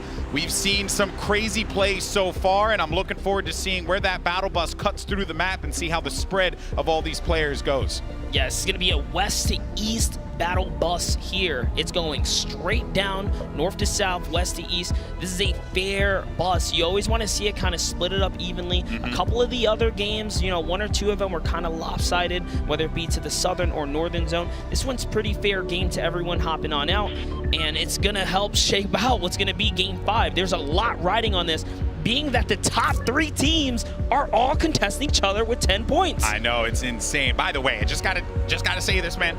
Shout out to the duo that's in Haunted Hills. Just throwing it out there. The only duo in Haunted Hills. The only duo in Haunted Hills. For those of you at home, Haunted Hills, kind of a good spot, okay? Don't sleep on it. Okay, anyway, we're going to be making our way over now. We got Linane and Ghoul, Vicaros, and Naga Ops. We could get a little bit of a skirmish here, a little secret skirmish, you like that? A little secret skirmish. But we could get a fight early on. It's just, it's rough when you get these like really close landing spots, and you don't want to take the fight early, but you also, well, winning it, I mean, means you can come out maybe with some shields if you come unscathed in the battle. Like, there's just a lot of opportunity there. What you've been in these competitive situations before, Monster. You've competed in the past. What, I guess, is that early game looking? Are you looking to take that fight early on? Well, with 5 matches in, there's no question that these guys know what's going on by this point, right? Either they've been winning this early game or they haven't. You really have to shape your play style and understand your situation that you're in. Linane and Ghoul, we've seen them kind of make it to the end a little bit. Yeah, Vicaros is sneaking around. Oh, sneaky. This is going to really depend on how it lands the first shot. Already he's going to go. Popping off here. He didn't miss, though. Already going to go in this one now. The battle's about to begin. Now, remember, you're going to have that build count there on the side, and you got to be very mindful of that. But Vicaros is going to have the ultimate high ground. He's going to get tagged up. 4 HP in a dream. He's going to have to drop down, but he will be downed. And it's going to be up to his teammate Naga Ops, but he won't be able to pick that up in time. And that is going to be a cleanup there. And they take out both players. That is going to be beautiful for them out of the break, getting 1 elim apiece. I want to talk about that engagement. Vicaros did some of the cleanest building I've seen, using those cones and just kind of turning them into ramps on the fly. That was butter smooth there. Hopping on over to what looks like Lazy Lynx now. It's Povzy and Devious. These guys, we talk about early game engagements and knowing who to expect. These guys have been battling since the start, and you know, you don't want to give up your early game. You don't want to give up your spot, right, and change your game flow. These guys have been going toe to toe every single time and losing most of the time. Bear in mind, you had Ziff took out Monster. Not the Monster sitting next to me. The Monster was paired up with Devious. So this is going to be a 1v2, and now Devious is waiting this one around. He knows that the pressure is going to come, and all he's got is the dualies. Now, while I may love the dualies, this is just not the situation that you're going to want this in, considering that he has 2 builds. And on top of that, he does not have a lot to work with. He has the dualies. He has that gray AR. And to give you guys a little context, up until this 5th match here, they've lost this early game contestant 4 out of what will be probably the 5th time here, because it's a 2v1. He's getting flanked there. Ziff is waiting for. He's trying to line up the shot. Oh man, you love to see this, but Devious gonna drop back still with only 2 builds. That high ground there is just for them firmly, and that is going to be a wipeout from Lazy, and very frustrating for Devious and Monster. Goodbye in game number 5. It's going to be Povzy and Ziff who come out on top. They will own Lazy Lynx and all the goodies that come with it. But now we got another battle that's about to unfold here. You got Bay Soldier. I know him and covering his action and his gameplay for many, many years now. It's good to see him in this kind of setting and scenario against Aspect and Snood. They're gonna wait this one out. I love it, kind of like getting the measure of this Monster, right? Like seeing what they're gonna do or how they're gonna try and approach a nice 24 tag there with that green pump. Yeah, Aspect and Snood looking to take this high ground. Beso just kind of holding up here. He's looking for the peak. He kind of misses the shot there, and now is disengaged. You don't want to be in the face of 2 pros at once. That's definitely not the play. So you kind of see the caution there, although he knows they don't have any shield here, Golden. Yeah, he is working with 80 health, 50 shields. It's not bad. They get those eliminations. Remember, the Siphon settings, which actually went live for the public matches, is live here in the Secret Skirmish. When you get an elimination, you actually get a 50 HP buyback or shields, depending on where you are with your health there. Aspect and Snood looking around. They don't have much in the builds category, only 3 for Aspect. And this game, this one is definitely slowed down. Pleasant Park is kind of screeched to a halt here, Monster. That's really right. have They're much. just kind of looking for the opportunity, playing that low ground warrior. He doesn't have shield, and that's what happens when you peek. Base Soldier's now knocked with the big shot there. Take a look at Snood's camera angle. He's going for the top play. Nicely done, nicely done, and that is going to be an elimination there. Snood manages to secure that one against Dementos, and then Base Soldier goes bye-bye. That they win cheese Pleasant. on Snood's face was He's happy. contagious. He made me smile. They were clearly happy to win that battle there. Ooh, now Sheep up against Grenades. Sheep, actually, a person tweeted me just a little while ago that they think Sheep is going to be one of the winners here. Also, you get those clingers back in action. Gotta love to see those. Already seen Sheep go toe-to-toe with Neathill. Win these engagements now. The good teamwork from Sheep and Dopai here. I can see the plays being made. They have the high ground. Yeah, they have him pinned. They have him pinned down low, and Sheep's continuing to hold the high ground. Grenades is going to get tagged up as well. Very well done there by Sheep, and that's going to force Nate Hill and Grenades to have to turtle up, and this is going to give the ultimate high ground to Sheep and Dopai. Beautifully done there. They can heal up and get some time. Even with no shields, they put those shots down and they put them on the marker, and that's why Neathill and Grenades are losing this engagement here, because Dopai and Sheep have put those bullets where they need to be. And every other time we've come here, this is why Neathill hasn't been in the aim games, right? It's been Sheep. This duo here is really clicking right now, and it's showing in these battles. Stormwing. The dreaded Stormwing is swooping in from above, applying a lot of pressure onto Sheep and Dopai. Dopai is going to be down, as a matter of fact. You just see him there to the right, and Takata swoops on in. So this is High Sky and Takata, Grenades, Nate Hill down low. Third party in this engagement. How is Sheep going to fight this one out? The Stormwing action, the Stormwing fired. Look at that coverage there. Really just having to back. Psalm's going to be the one to swoop on in now, and we have a lot of players in this engagement. High Sky is going to be up above. Takata's going to get eliminated by Grenades, though. So when it was looking bad for Grenades and Nate Hill, things have kind of changed. But then the action, the fire and fury just continues to come on down here, and Grenades and Nate Hill cannot seem to get out of this fight. It's like the battle that will never end, and Psalm with 2 eliminations. This guy, he's so good. Lines up the shot there with that blue AR and sends him down. And he's going to go for the engage. They're just going to swoop in and try and clean this one up. You kind of have to. They came in at the perfect opportunity and really won that engagement, even over the last team that had just kind of landed there. Takata just had no chance against High Sky here, and Nate Hill's now left to fend for himself. Kind of unfortunate for Nate Hill to lose his duel this early. Psalm's going to bring himself a big point here. They need that to put them up on the board. Look at that loadout. Double rifts here, Golden. Very, just a good item to have, and kind of just allows you to be able, if you're in a rough spot as far as the storm goes, you can kind of rotate out, and that will work out nicely. Jay Cuddy here is going to be in the fight because his teammate Punisher is going to be out of this one, and the Stormwing, once again, a third-party Stormwing, and Jay Cuddy just needs to play defense here. He's only going to have 18, 16 builds. It continues to dwindle on down. Maybe gets a moment of respite here to breathe and relax for the moment, but Nick Merckx is going to be on the prowl. He's jumping right on in. Harmful and Nick Merckx, and that's going to be Jay Cuddy. You're out of here. Nick Merckx does go down, but Harmful should be there for the pickup.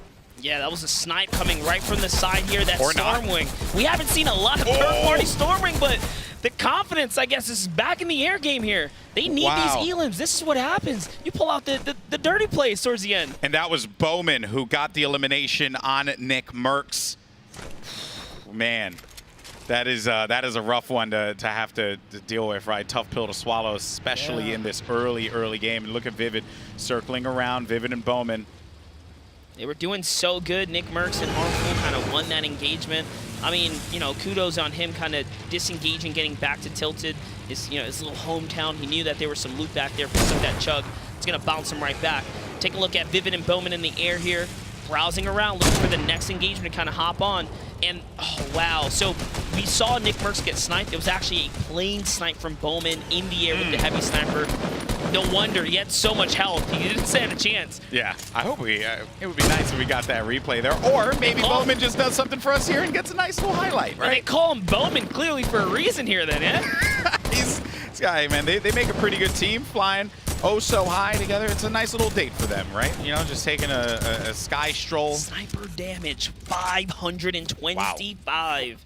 Incredible DPS there. Okay, so they're just floating around now, looking for the next one to dive on. So much vision that they're getting out of this. Map? Yeah, how many players have to rotate? We got ourselves a potential Pleasant Park circle here. That's going to really, I think, yeah, there are a lot of players also just on that outside, coming from that south eastern portion of the map, and even from like that fatal area too. It's very tough, and you're kind of going to have that storm behind you the entire time. Moment. Farming up now, and then you got Saf and Ronaldo. They're going to be in a fight. They're actually going to be in an engagement currently, and Saf's going to go and push for this high ground. He's got Listerin down low. Ooh, Listerin's got no shield, Golden. Oh, this isn't good. Now they're going to take that storm fight, and that is going to be 4 eliminations for Saf and Ronaldo. Ronaldo gets it onto Cease and Listerin, so that will take him out of the game. Goodbye. Try again in match number 6, and they have a long rotation. Yeah, good really loot they're going to pick up, though. Let's go and just look at here. Bizzle and Triggy Soar still alive, putting some pressure on Tyler 15 and Daxter. Foamer not far behind, listening to everything that's going on. You got the Lone Wolf, Nate Hill, kind of pushing in right nearby. Bizzle, a lot of good players hugged up on one another. Triggy Soars and Bizzle, these two players are in that top 3, second place. As a matter of fact, as we go to the picture-in-picture of both of these players, we're going to be keeping an eye on them, because if they manage to continue to add on, they have no eliminations right now. If they continue to add on, maybe get a point that could push them further ahead. Well, in fact, it'll push them to the first place spot. And Triggy and Bizzle, average placement 7.5. There has not been a game where they have not made top 10. Who cares about eliminations? As long as you can make it to first, second, third place and be contesting to be the champions of what is the duo competition, you know what I mean? That's game sense. Top tier game sense for Bizzle. Tendons, he actually got picked off from the distance there. That was a down from Vivid that came out of nowhere. And you think, you know, Tendons, he's running around as the Bush, and the Bush does have some great changes to it now. But still, if you're a Bush running on top of a house, you're still a Bush running on top of a house, so you're kind of going to be seen from pretty much anywhere on the map. You're a big old target. Let's put it like that. Oh boy, I'm gonna get fired. All right, so Poach does need to pick up Tendons here, and Vivid with a beautiful snipe, and that's Vivid and Bowman once again. These two guys putting the sniper to use. Bowman gets a shot on the Nick Mercs. Vivid gets it down there on Tendons. Kind of just puts the fear in him there, like, hey, we're here. You got to be careful, because we're gonna pick you off, and you're just not gonna expect it. If I'm being honest, I didn't know my good friend Vivid was a sniper. Okay, I know he's got the game sense. I see him put in work with the rifles, but hey, some sniper action feels good to mix it up for the highlight reel. Got to show up. Got to show up here and get to that top 10. This is match number 5. Not our last of the day. My guy Flossin, he was paired with Mad Ruski. Looks like Ruski's been taken out. Flossin, another player known for just being able to play that endgame. Endgame is a true skill in this. You know, patience, decision making. This is the difference between a normal player that can just double key and players that can hold their own in the endgame rotations. Flossin's really, really good for that. That's how he qualified through Winter Royale.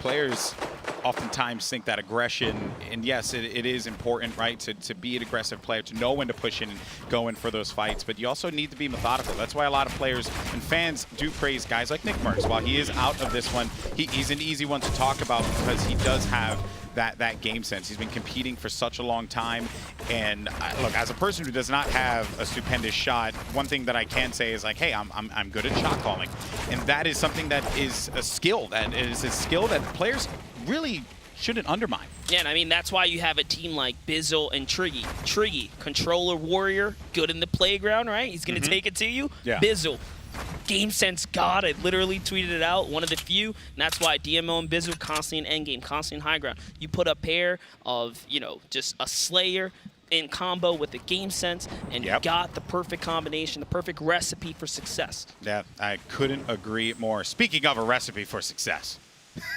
we got my boy Balla standing by with some mid-game highlights. What's going on, Balla? What's up, Golden Boy? Recipes for success indeed. Here's Nolan and Arma just going on to Frosty, getting as many shots as possible and cleaning up that fight. But Aiden, with the nice edits on this wall, taking out this player in front of him. The shotgun and the SMG follow-up from Aiden is always so dangerous, but over peak over here with Patek going down onto this player in front of him, takes out Kevy1, and here we have Aegis getting the first shotgun elim here onto Overpeak, and then his teammate jumps in the box, and guess what happens? You jump in the box, you're gonna get pickaxe. Aegis with the 2K there, and then we have Ronaldo and Saf. This is one of the elims that we saw on the program feed. He takes out Cease. This is such a huge elim here, and then also following up and getting this other one.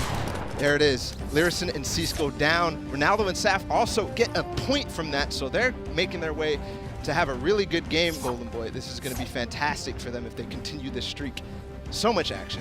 Couldn't agree more, Balla. That's right. And hey, I love a good pickaxe elimination. So good find on that one, buddy. You don't want to go into the 1x1 and throw some hands, you know, or else you're gonna get clapped. So anyway, here we go. Butter do it. Yeah, it's true. Remember that. Let's not forget Butter going toe to toe and gets 2 of those back-to-backs. Boy, and as a person who is down to a pickaxe quite a bit, I know the pressure that you feel when you're getting pickaxe there. Now let's see this fun fact. Ronaldo, what was that, 2K damage that he's managed? No, he's actually managed to do 2 times more more damage. 2 times more than damage. what he's been able to receive. Reading comprehension is a skill, people, and it's one that I currently do not possess.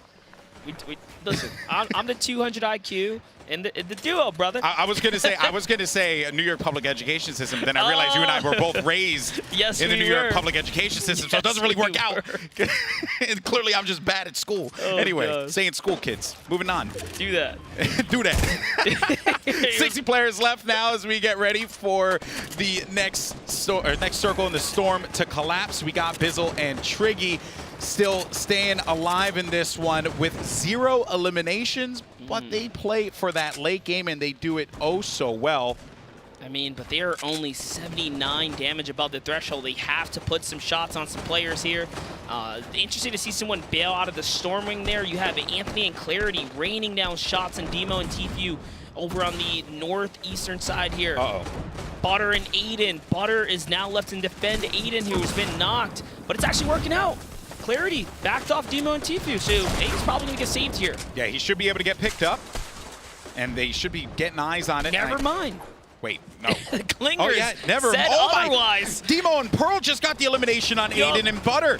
Oh, man. That is a rough one there. It's been a difficult game for them, but I do got to give credit to Butter here, coming in last minute, being a fill-in, being a part of our testing games. Like that's an awesome story. And then Aiden, I mean, he's had an incredible story himself, but today, maybe not their day.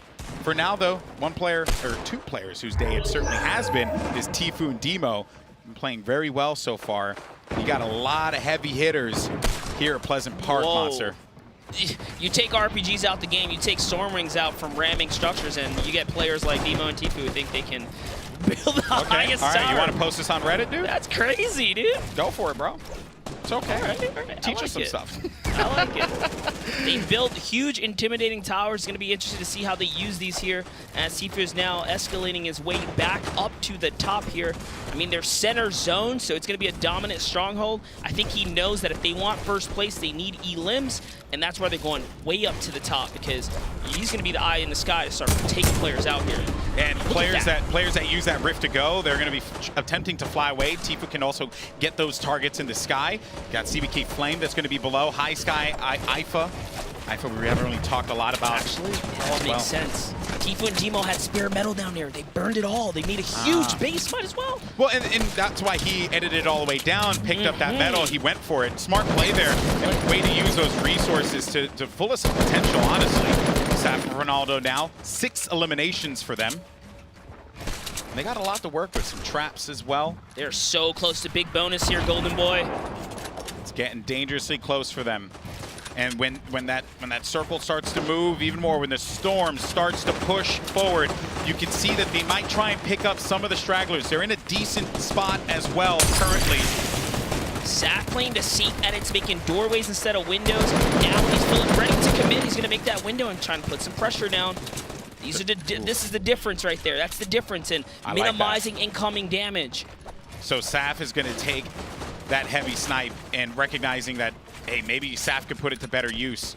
They both actually have 2 snipes, so I stand corrected. They have 2 snipes, and Ronaldo certainly didn't Oh, no, okay. I was going crazy for a moment. I was like, yeah, what, did he actually dish out the snipe? He did dish out that snipe to him. Yeah, sometimes our players just aren't really comfortable with the snipe.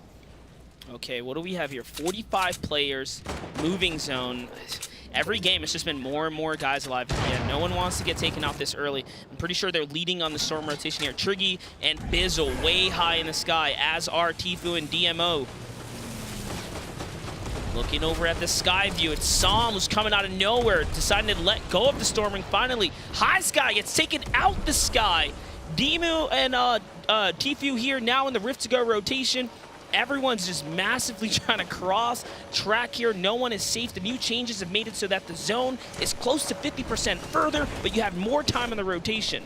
And just seeing the way that these players are tunneling out, I was talking to Bala about this, man, and I said, what is like one of the most important skills that a player could possibly have? And Bala says, learning how to effectively tunnel out and knowing where not to expose yourself to get shot from like incoming fire. And you see that these players, they create these perfect tunnels out. They put themselves in good spots to try and catch anyone that's going to be off guard. And Ronaldo and Sap, we've been on them quite a bit here because they've been looking for targets, and that's actually going to be a shield hit for about 30 plus on that one player that was right below. That's going to be another shield tag. I like that, man. Just a quick edit, just applying that pressure, forcing that player to have to go back.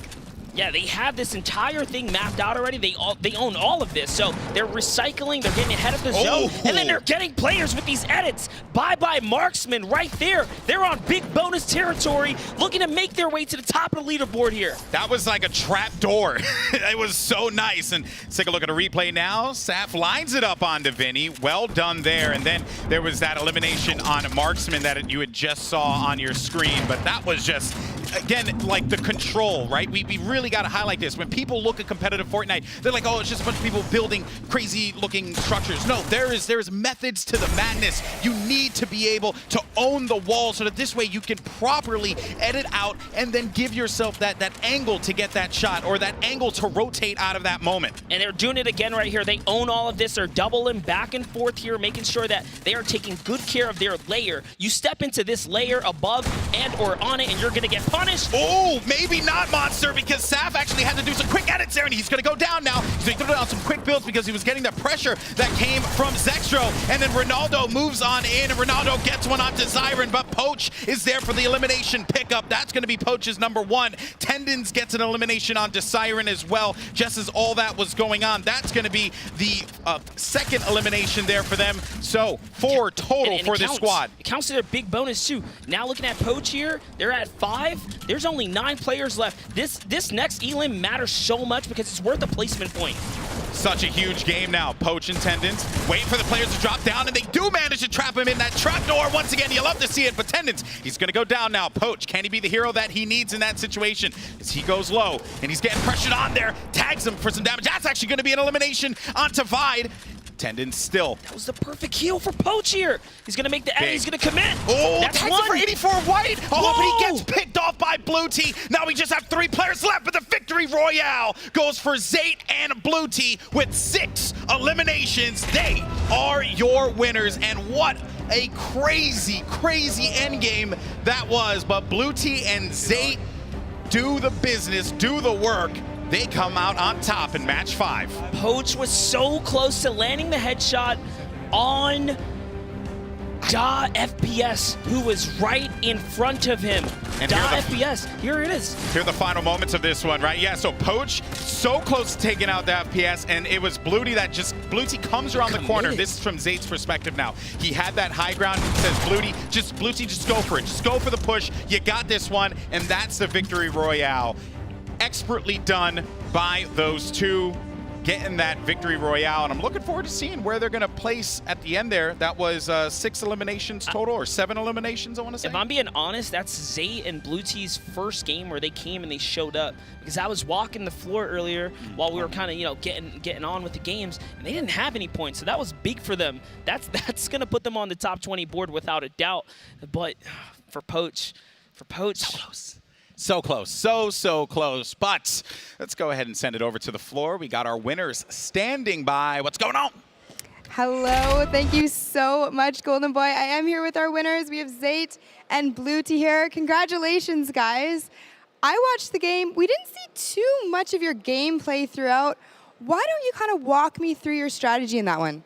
So basically, we're a bit like hiding most of the time. We got a plane, just got a nice mountain like mid-game, then like we turtle basically till the end, and at the end we were able to just base up, get height, and from there we got all of our kills. I mean, height advantage is key in these kinds of games. You guys know that. I don't have to tell you. Have you guys ever played before? Or is this your first time ever playing together as teammates? No, this is the first time I've ever played with him. And it's going well? It's going pretty well. I mean, I'd say you guys just won, right? Now, getting here, getting to a LAN, you know, huge accomplishment, so congratulations on that. Do you have any kind of, you know, tips or tricks to anybody watching at home that wants to be in your shoes right now? I'd say like open qualifiers the way right now. You just gotta like prove yourself. You can't really like just start your stream and hopefully get an invite. You just gotta prove yourself in qualifiers, and you'll be here. Yeah. I mean, excellent advice. Anything to add to that at all? No, it's the same thing I would say. I mean, you guys are so in sync. You're reading each other's minds, right? Perfect. Thank you guys so much again. Congratulations. Send it back to you guys at the desk. Thank you so much, Pooks. Hey, right? You know, play the end game, keep it calm. Play, you know, kind of hide around, you know, chill out a little bit and see where it all pans out. Everyone has their approach, and you have to talk random pairings. Just an FYI, right? With 6 games, you would think one of them is gonna click if you play it patient enough, and it just happened right there. Yeah, so very well done by Zate and Blue T. Now, let's head on over to the analyst corner with Balla. Balla, what you got for me, buddy? I'm here in the analyst corner, and I have one of the funnest things actually for me to analyze is early game engagement. So we're going to hop into Lazy Links with Ziff and Povzy Monster, all these players who land here. There, you can see this is a nice position here for Ziff and Povzy. Getting the strength of this building up in the center, very high up, is going to be able to spot everything around them, the pool area, the garage area, and all of that. So you can see Ziff actually throwing some dynamite, clearing this area out, and you can see nice shot with the infantry rifle on the monster. That's going to start things off, and all they have to do now is find Devious. So you can see Devious on the back foot trying to get a revive off onto Monster. He's going to get some damage done onto Ziff, and that means they need to start slowing these down. So he's going to actually fall around this corner, and this now, they need to find out where he is. He's going to actually finish Monster to get that health back. But you can see we're hunting. Here's Povzy getting a little bit of high ground onto his opponent. And as we see, Ziff is actually rotating around. This is so perfect. Povzy, if you pause it right here, Povzy gets this angle all around this area. He can see if Devious wants to scoot around there, and Ziff rotates all around back through that house the entire way. He's gonna go ahead and pinch onto Devious. Devious with low materials on the low ground, he's gonna have no chance. Here's Povzy jumping down, Ziff as well. Nice play there. The infantry rifle showing its face here today. There it is. Okay, now another engagement and a really nice play here by Vivid and Bowman. We have a lot of EU players in these clips so far. And here, this nice cinematic shot of the Stormwings coming in. Vivid and Bowman doing some synchronized piloting, getting a lot of shots into Takata and Roat, and immediately landing on the high ground. That's the strength of the Stormwing on top of the high ground, immediately getting that knock onto Roat. And then from here, it's all a matter of flushing Takata out. But Takata knows exactly what he has to do. Takata has a rift to go, so he doesn't necessarily need to go out to Roat. But what Vivid and Bowman are doing, Vivid's actually spending a little bit of time healing, but what they're doing is baiting Takata to try to go out to Roat. And they know from there, after they leave Roat a little bit, they know Takata's not actually going to go for that. He's going to take that rift to go and get on out of there because there's too much pressure from Vivid and Bowman. And that's going to be the story here. Good disengaged by Takata. Good use of his utility. He's not hanging on for that until the end game. So he's going to be able to make it out alive. And that's the story, right? Stay alive as long as possible. They're going to try to get shots, but that's not going to happen. Guys, we have one more match to go, and I'm going to send it back over to Courage and Lupo to close out the day. One final match indeed. Fantastic stuff as always. Ben, we're into the final game, and guess what? It is anybody's matchup to take. I just received word that these standings could not be closer. We're going to wait to reveal them at the end of the last match, but right now, literally, if you are in dead last, you can still get first. You seem to kind of have the best game in Fortnite competitive history, but still. It's kind of wild. You have multiple teams sitting within striking distance of first place, which means, like you said, it's anybody's game. I think going into the final match, you're going to see players kind of change the strategy up a little bit, especially if they're lower on the leaderboard, because the big bonus makes all the difference in the world. You have the opportunity, if you are low on points, if you're really trying to push for that first place position, to go for the big bonus. More than 7 eliminations, or in duos, more than 8 eliminations means a bonus point every single time you take another person out of the game. You could really have a massive shift in placement out of nowhere. We've seen multiple times over the course of the day, the leaderboard has moved big time. We've had duos move 60+ positions because of a single game, Jack. Yeah, I feel like we've seen more big bonus to this event than any of the prior events up to this point. I think a lot of it has to do with the health on elimination.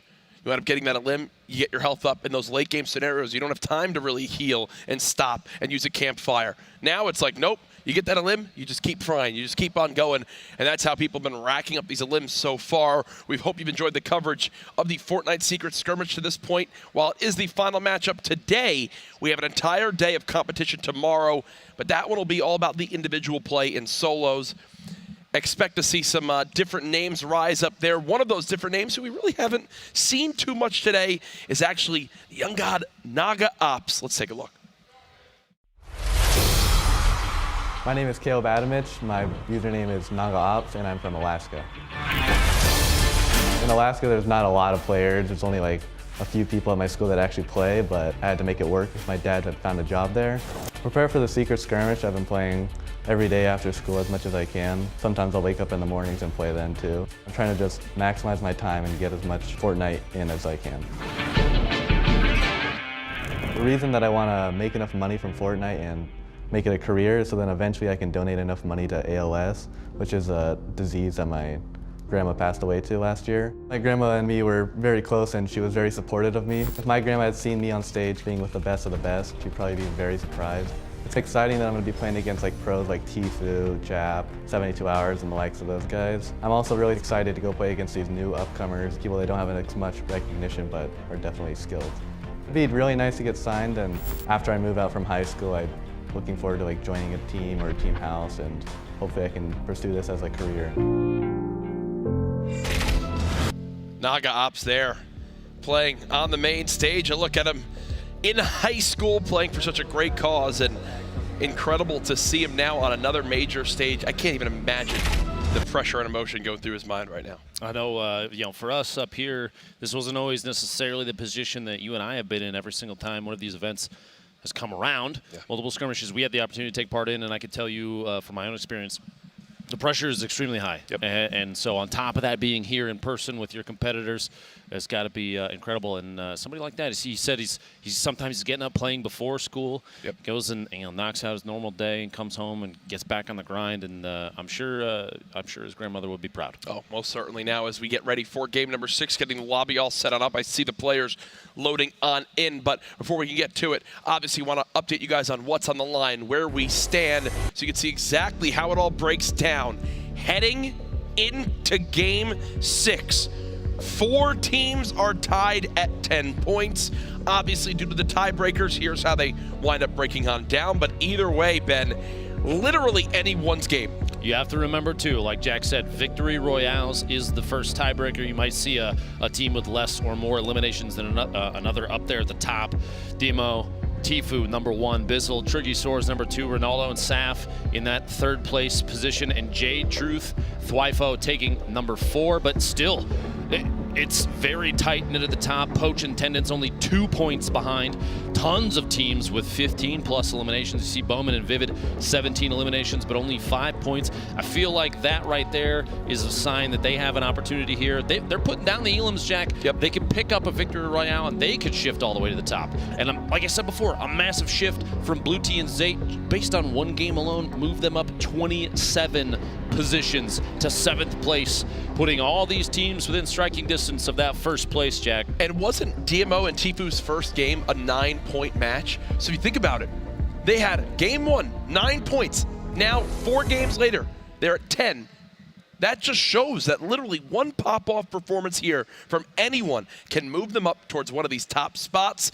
While we do see the standings there, you got to remind everybody what type of money is on the line today here in duos. Remember, $500,000 on the line across these 2 days of competition. The smaller prize pool, which is still a hefty amount of money, is today. Tomorrow is where the big cash really kicks in for the solo competition. Now you see on your screen the duos prizing list there. First place, the top duo from today here at Secret Skirmish takes home $27,000. Second, third, fourth, all the way down to 10th place. They bring prizes home, but you have to realize you got to land in the top 10 to get anything this time around, Jack. And the players here, they're here because they've shown that they deserve an invitation from previous events. They've qualified over the course of PAX and TwitchCon, multiple Royale events and skirmishes. We had Winter Royale, and there's been so many.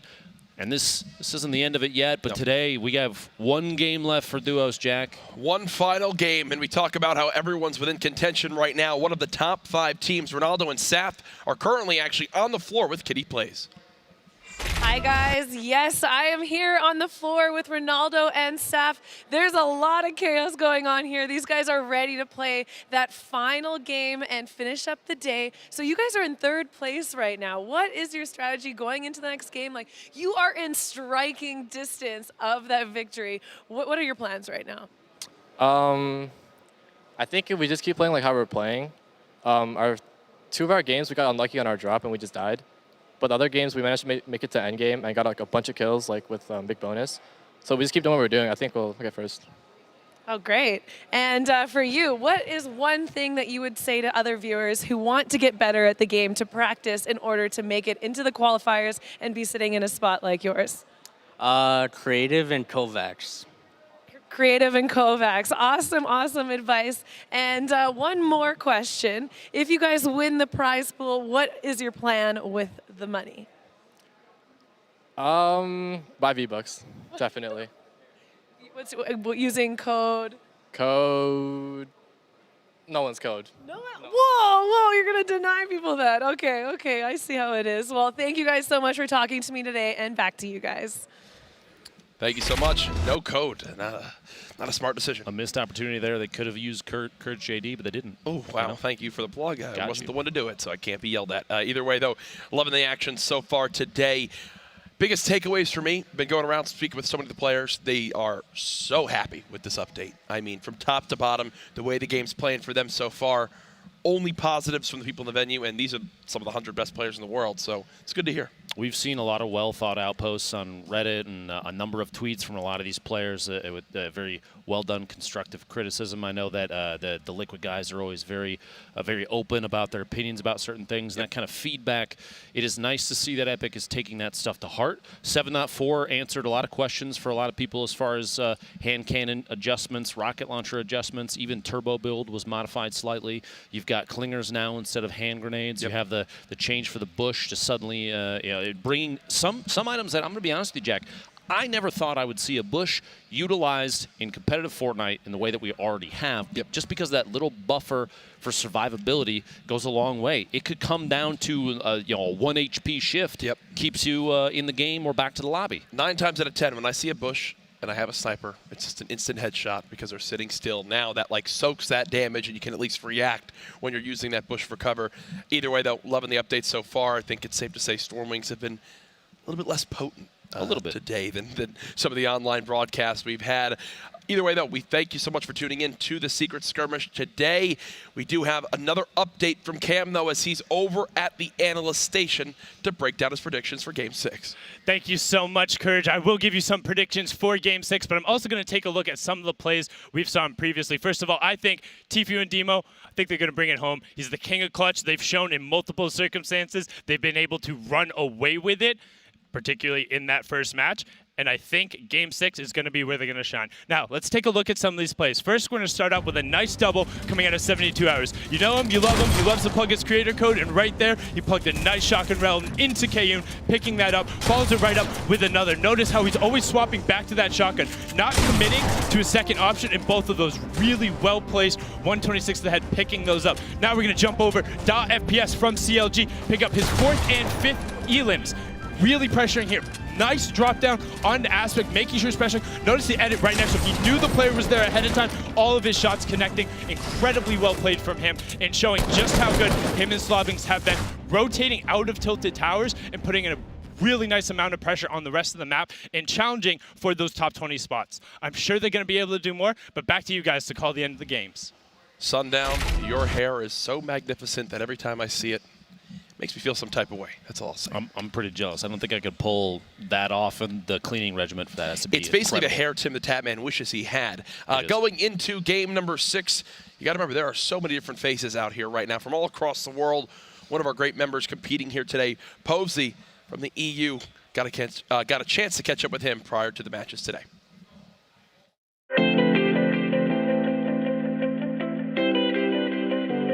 My name is Oscar, my in-game name is Povsey, and I'm from Sweden. I think what makes me a strong competitor is that I'm very good at strategizing, I'm very good at rotating, and I know my way around the map.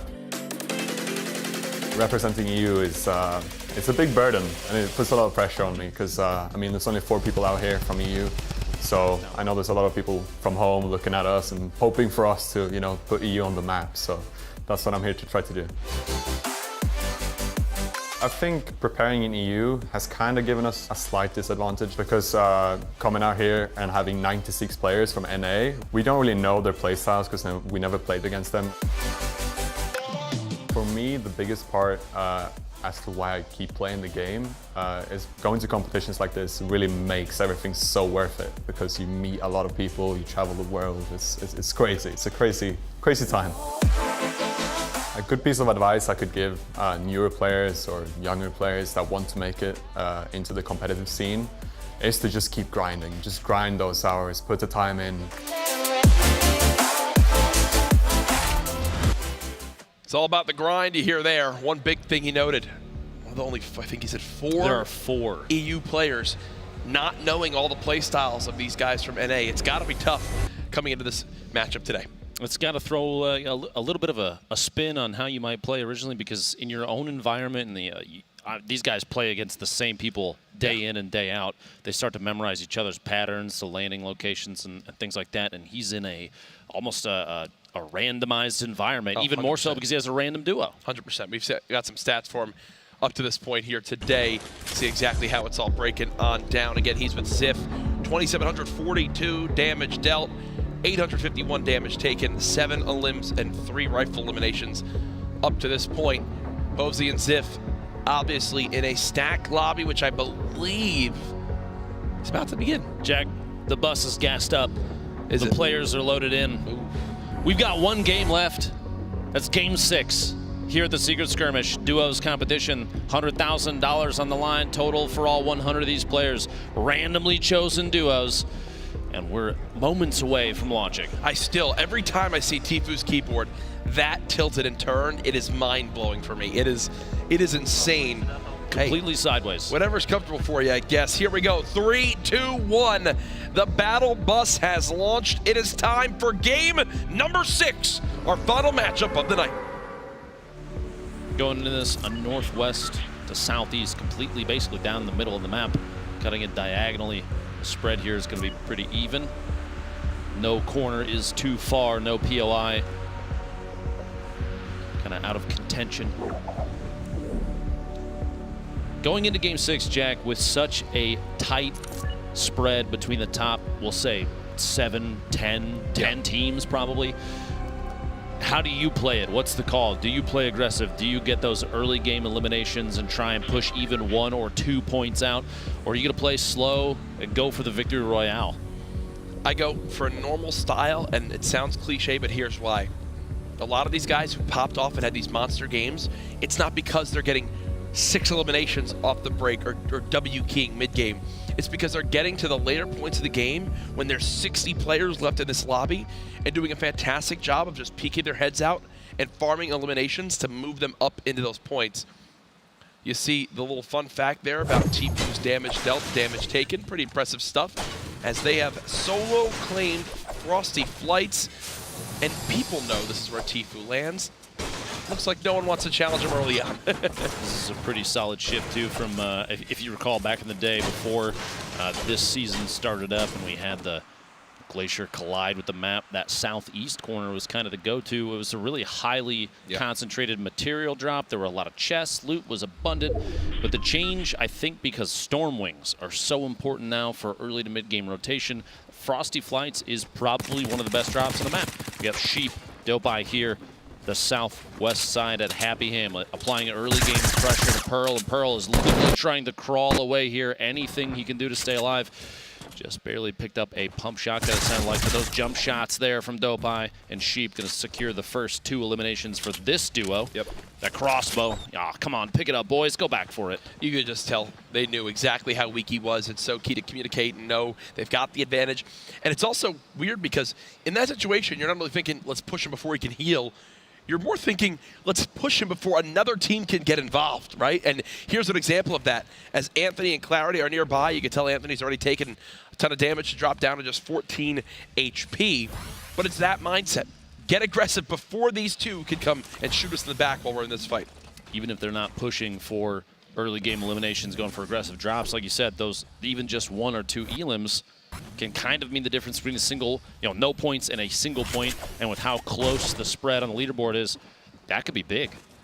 Swap on over to the complete opposite side of the map. Here's Fulmer. Looking like him, Kayun, Tyler, they're all in some sort of engagement.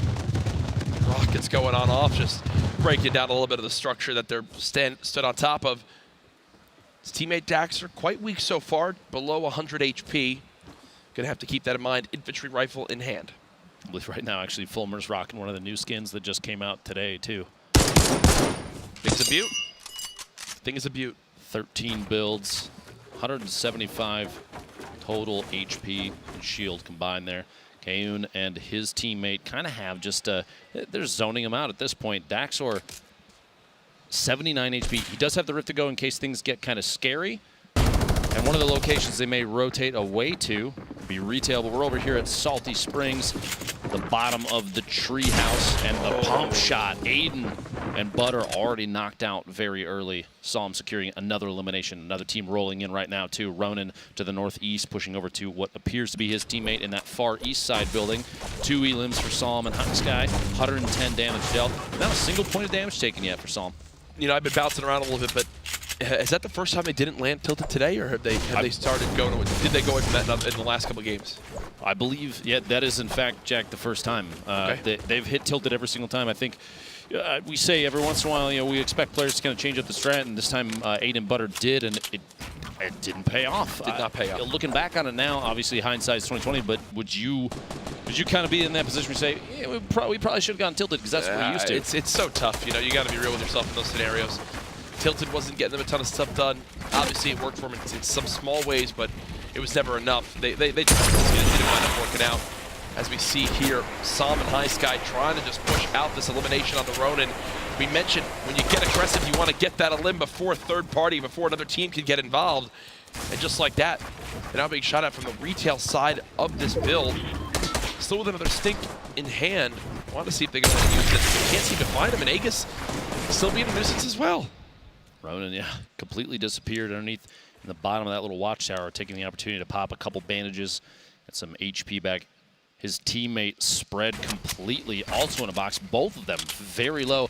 But you just mentioned you have to try and push for that elimination if you think you have the opportunity before someone else rolls in. And there is another team, Jay Young down there, getting eyes on him. Ronan very low. The rotation here around the outside. Saw him trying to pick an angle while his teammate pushes in, and can't believe it, but he got it. A 1v1 now. Both have their teammates just barely alive. High Sky ticks out. Psalm couldn't hold down the button, and he loses his teammate. Oh no, this is not good. Secures the thirst. That elimination is very important, puts him at 3, and if he gets the third one, sorry, it'll be a point for his team, but he's without a teammate now. He had to let go of the pickup. He wasn't fully built in. It looked like he panicked for a second and just thought he could go for the res. That's not the case, and now you see the 2 other players close by. Look at the mini-map in the bottom right. There's all sorts of players all around him. A Stormwing flying overhead. What looked like a free elimination under Ronan winds up being Ronan turning things around at 10 HP, getting the knock on the 1, and then at least an elimination on the trade. Aegis is rotating away. Looks like he doesn't want to be a part of that. I think knowing full well that Blind and Jae Young, or at least another team, is sitting nearby south side of this little the watchtower. Psalm is going to try and loot up, finish cleaning up anything that he's left behind there, and potentially maybe getting pushed soon. But this is not the only interaction we've got going on here. Kevy also and his teammate, which we'll kick over to here in just a second. Jaemok down there. This is where Aegis, you see Aegis still rotating away in the background over there. Jaemok very, very low. Bouncing around each other right now. Kevy just trying to secure kind of the perimeter there. Jaemok 0 elims. Kevy with 2 of his own. Not doing too bad. Some shots coming in. It's like German JDW, kind of our underdog team. Underdog. Those two are so used to playing together from a history of running duos that it would not surprise me if they have a pop-off game here in Game 6 for Secret Skirmish, the Duos Day. It just kind of comes natural for them. Playing together for so long and splitting and now being randomly... It blows my mind, the luck of randomly getting chosen and put back on the same team. Imagine if it was like Tfue and Cloaksy. The amount of there would be a riot here. There would be rigged would be the whole chat the whole time. Nothing but chat. As now Kevy and Jaemok continue to farm on up as much as they can. Stormwing flies overhead. You saw on the map, still 81 players remaining as the first zone closes. In just 7 seconds, action going on everywhere. One of the main focuses to this point, Nick Mercs and Harmful. Looks like they've now left Tilted Towers as the zone is pushed on in. 0 elims to this point, Lupo. Shouldn't be a big deal. They've had a number of at least decent games. Hoping for a big push here from Nick. Drop a huge bomb like he did, I believe it was at Twitch. He had made the shot at Zexro. And there, it looks like there was a slight miscommunication because Nick went to go fire the heavy sniper, but his teammate shot first instead. And by shooting, they got the wall down. They popped the rip to go. Are they going to try to rush this and use this as well? Looks like Nick's absolutely I think so, because they're far from the zone. He got it. He got it in time. And now Nick can fly towards the new zone, which I think this is super smart. He is taking some damage in the sky, though. Fun fact there on the left side of the screen.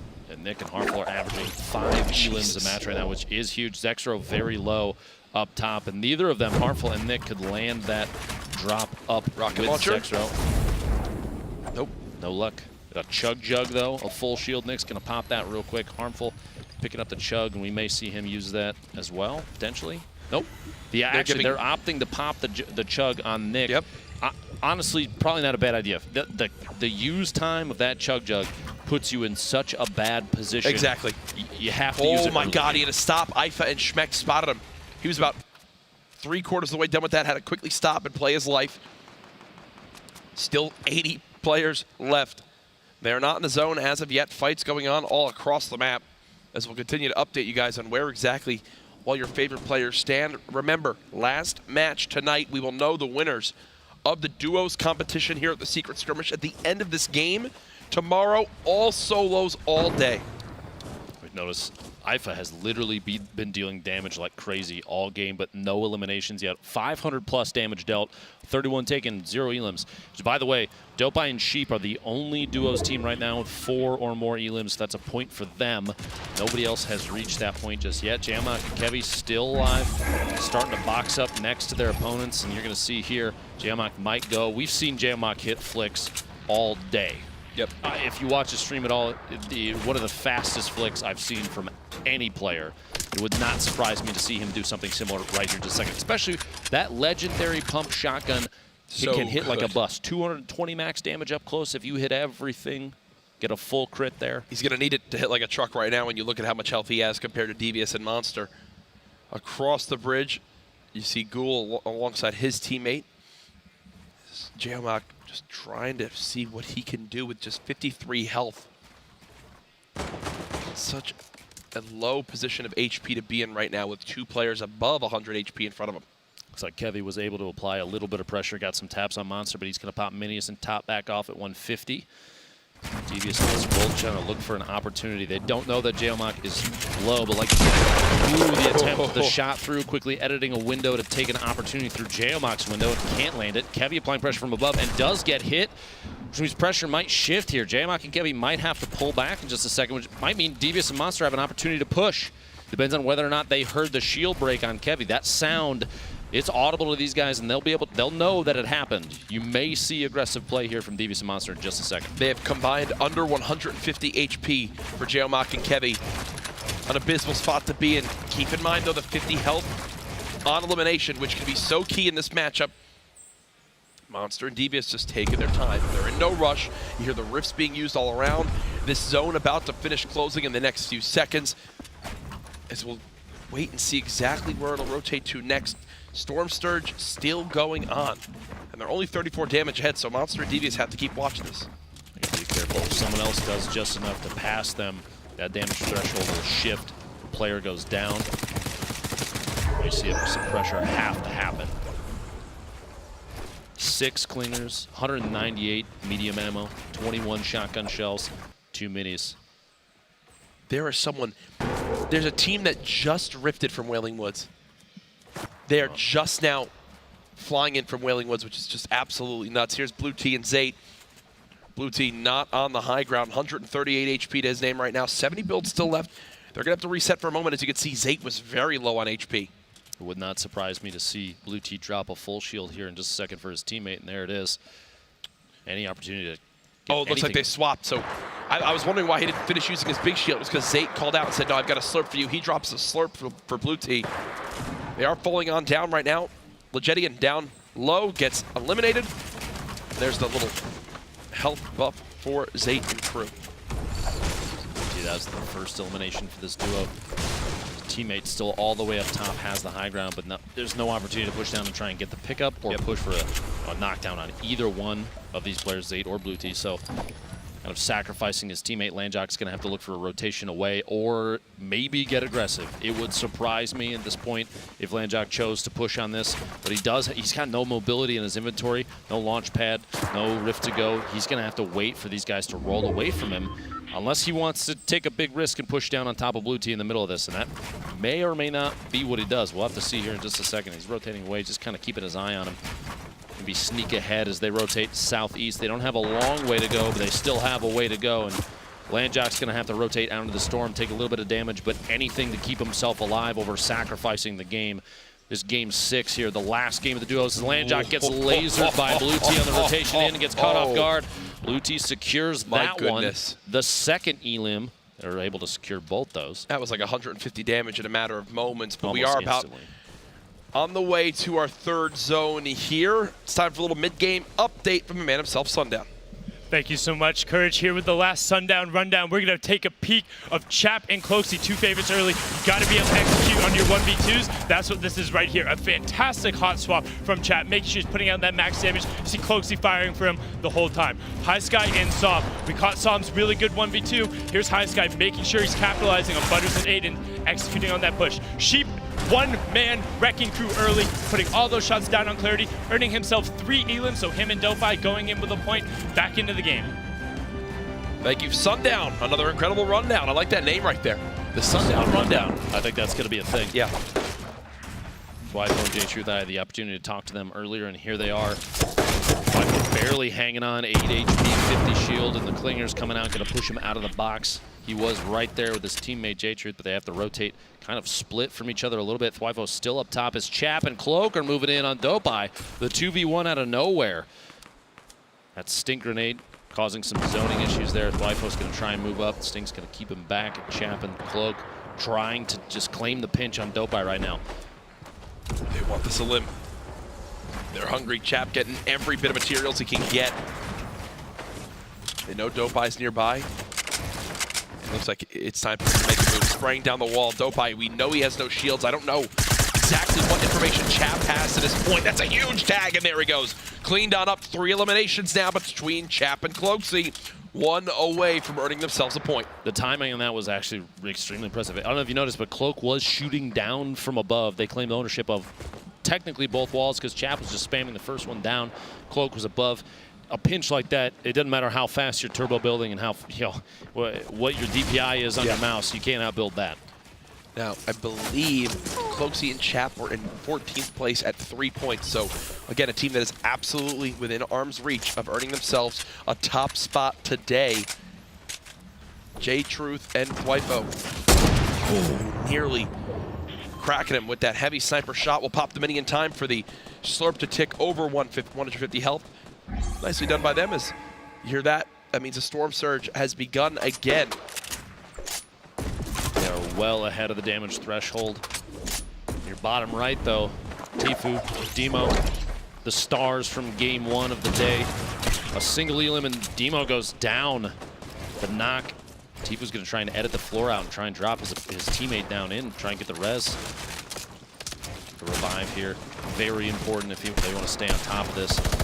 Pressure being applied. The minigun from Psalm.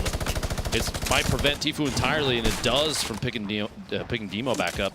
He's down to just himself for this final game of the duos. And Tfue's just trying to get out of the pit. He's being focused by 3 different teams, down to just 91 health now. Will he panic, use this launch pad? I mean, you gotta think he will at some point. Popping minis, can't even get 1 mini used in time. Still 55 players remaining. They're narrowly above this damage threshold. He's popping everything he can. At this point, if Tfue can get out of this situation, Lupo, he's not gonna have much left to his name. It's extremely important they do, though. They are currently the first place before we went into this game. The top-ranked team for duos. Tfue, Demo, Tfue trying to secure any elimination he can, trying to keep ahead of that tiebreaker with Triggy and Bizzle right on his tail. He's going to take every opportunity he can just to throw damage out if possible. Still only 66 above that damage threshold. Has to keep that in mind. Spamming the metal walls down his opponent there. Remember earlier when I mentioned Tfue nearly hitting a snipe? I believe he finally did. And we have it on replay. Here it is again from earlier on in this one. Hysteria and Funk Bomb built on up. Hysteria peaks a little bit too much and gets drilled by the heavy sniper rifle. And then it was an all-out push from the duo. They know they have the advantage, so you might as well go for it. Funk Bomb weak, Funk Bomb eliminated. Well done, the duo of J-Truth and Tfue. It's incredible the shift in play style as soon as a knockdown happens in duos. If you and your teammate are both up, you drop one of them, the applied pressure just skyrockets. And Tfue is getting lasered from the same team up on this hill, down to just 69 HP right now. He'll pop the slurp and then 2 minis, and then you gotta think it's launch pad time as he still has to move into the zone. Checking to make sure all of his weapons are reloaded. J-Truth now at 4 limbs between this duo. They're at one point this game, Lupo. J-Truth and Tfue, are sitting probably in a better position than almost anybody else, especially because 8 RPG shots remaining. Tfue has the heavy sniper rifle. That's a combo of knocking walls out. Here it is, right here. It's gonna happen right here. Literally right there, as you're talking about it. Lupo sees the future. Nick Merckx goes down to the heavy sniper RPG combo. Jack, I don't know if I'm clairvoyant or just play way too much Fortnite, but that was almost a scripted shot there. The knockdown on Nick Merckx comes out. Rigged. Multiple players stuck down to the bottom. It became a shooting gallery for the number of teams that had vision on what was left of that team. Multiple elims picked up, but it looks like J-Truth and Tfue stay at 4 total. That's still a point. Flossen still alive. Here it comes again. Here it comes again. Number 2. On the Flossen! Back. There's the knock as well. The strategy's so powerful, Jack. I mean, to be honest, this is why a lot of players called for the... They're now at 7 eliminations. The elim shift happened so fast, from 4 to 7 like it was nothing. This is why a lot of players were calling for the nerf to the RPG deagle combination, right? And this is the Big Daddy version of it with the heavy sniper rifle. It might be a little bit slower, but clearly on your screen you can see it's just as effective. 27 players, 26 players remaining, 16 duos. The final match for duos in the secret skirmish here. Tfue, J-Truth asserting dominance, 1 away 7 elims, one from more. Another point. And then we get into big bonus territory, Jack. Things start getting crazy. On the right, look at your format. They're pushing on in. 15 duos in total, 23 players still alive. Tfue and J-Truth. 7 elims up to this point. If they can get to 8, that puts them at 3 points earned this game so far. They're spraying on in. They know Naga Ops has to be weak. RPG in hand. Is it time, folks? No! Oh, no! It's an absolute collapse! And the headset is ripped off as he realizes his ultimate weapon of destruction is his downfall in the final game. You hate to see it, Jack. You hate to see it. The wall block coming in absolutely crucial right there. Ronaldo and Saf still alive. The ultimate high ground here dropping down. Maybe a trap opportunity on his opponent. Saf's trying to push out of the storm. Stay just barely ahead of it. Every step of the way matters huge. It takes a little bit of fall damage as his structure. The branch he was on gets knocked out as his opponent is actually getting pinched from the back. Ghoul gets knocked down. The thirst there. Saf picking up just enough HP, 50 there to stay alive in the storm, but it's ticking away. And he's got no builds. 10 HP per tick, Jack. He's got to push in and stay ahead of this thing if he wants to stay on his game. And this is key here. The next player who dies falls just on the outside of the skirt. There you go. Base Soldier gets knocked and eliminated. You see 6 teams remaining. Whoever winds up getting dropped next, there's a placement point, another one! Oh my, Saf now with 5 limbs, and he's earned his team another point as well for placement. Saf continues to do it. He's dropping him down. Saf with another. Oh my God! Oh my God! Saf with the most ridiculous endgame moments brings his team from 1 limb to 8, and the victory royale. They might have just won on that game alone. The last 30 seconds. The duo competition.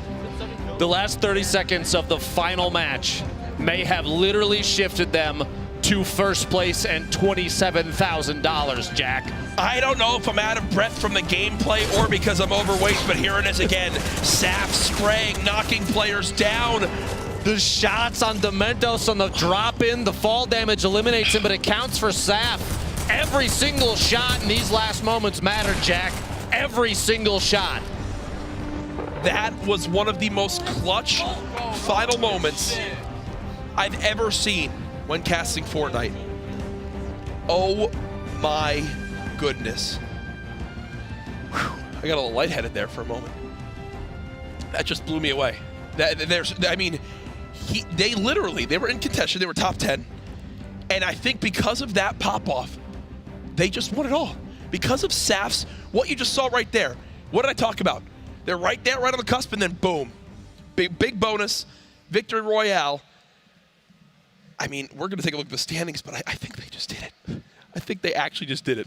I don't think I've seen you as excited for an endgame match. That was the most ridiculous thing I've ever seen. Here's our standings. Here's where we are.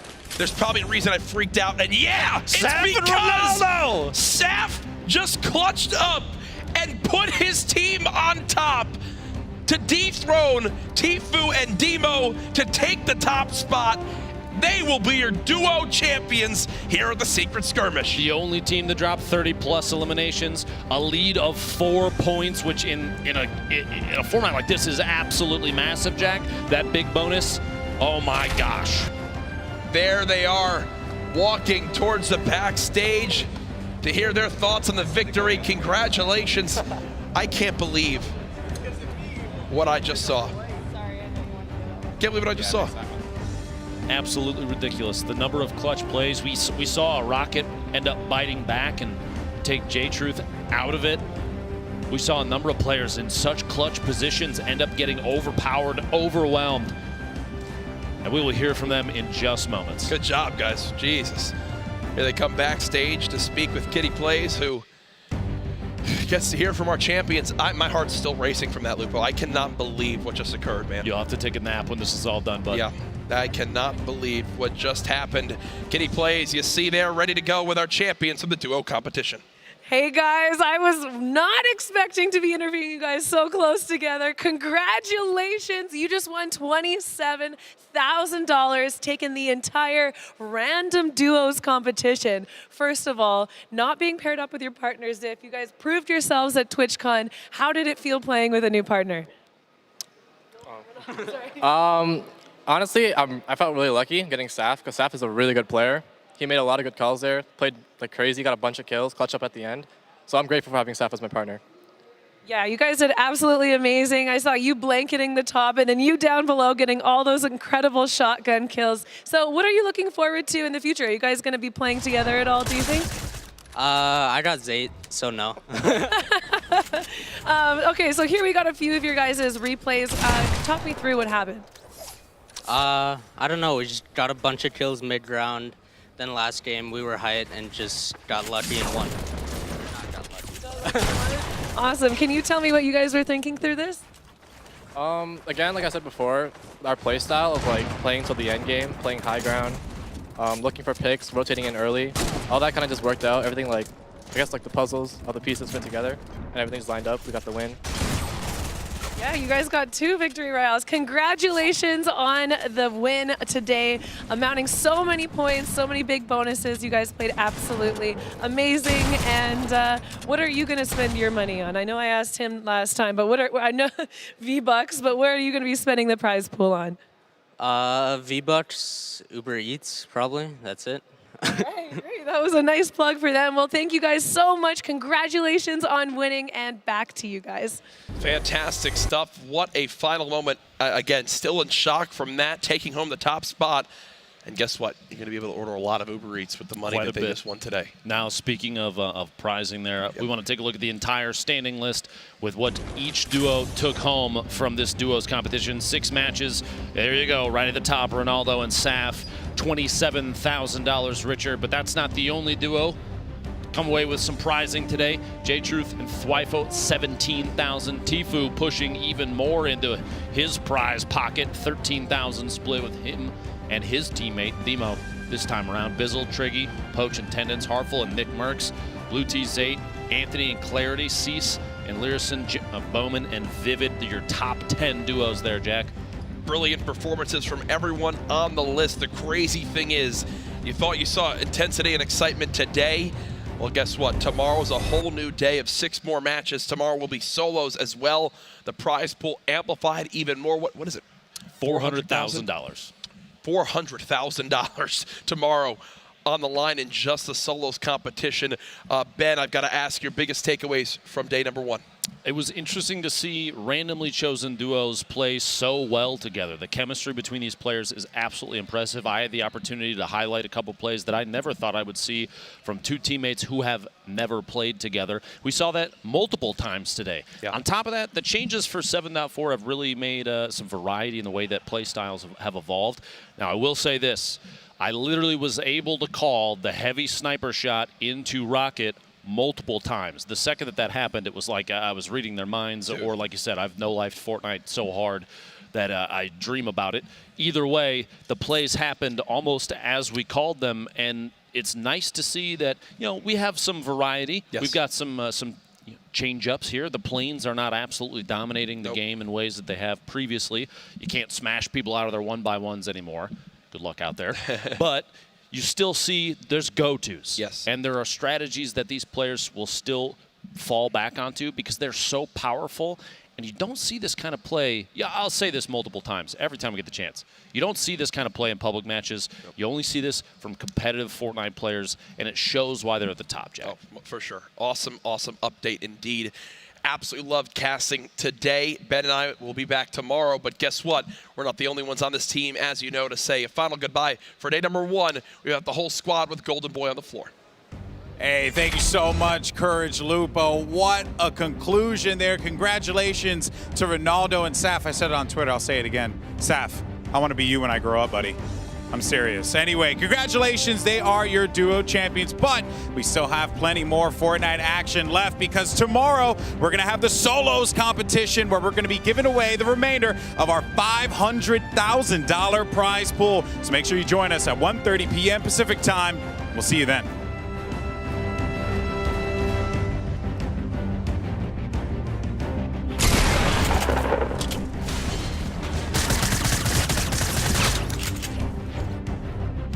On in, DMO and Tfue trying to break through these walls. Sam's still on the high ground. Sam now weak, and there he goes. DMO and Tfue, 11 eliminations and the victory royale.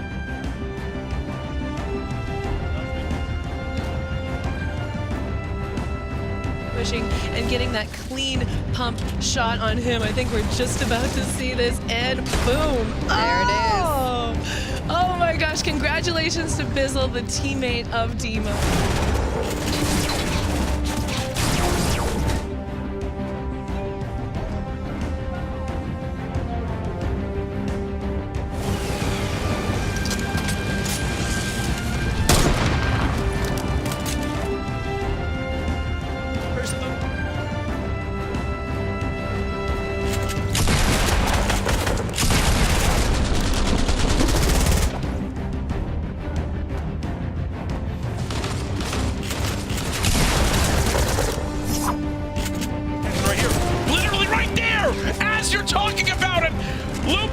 He's the future.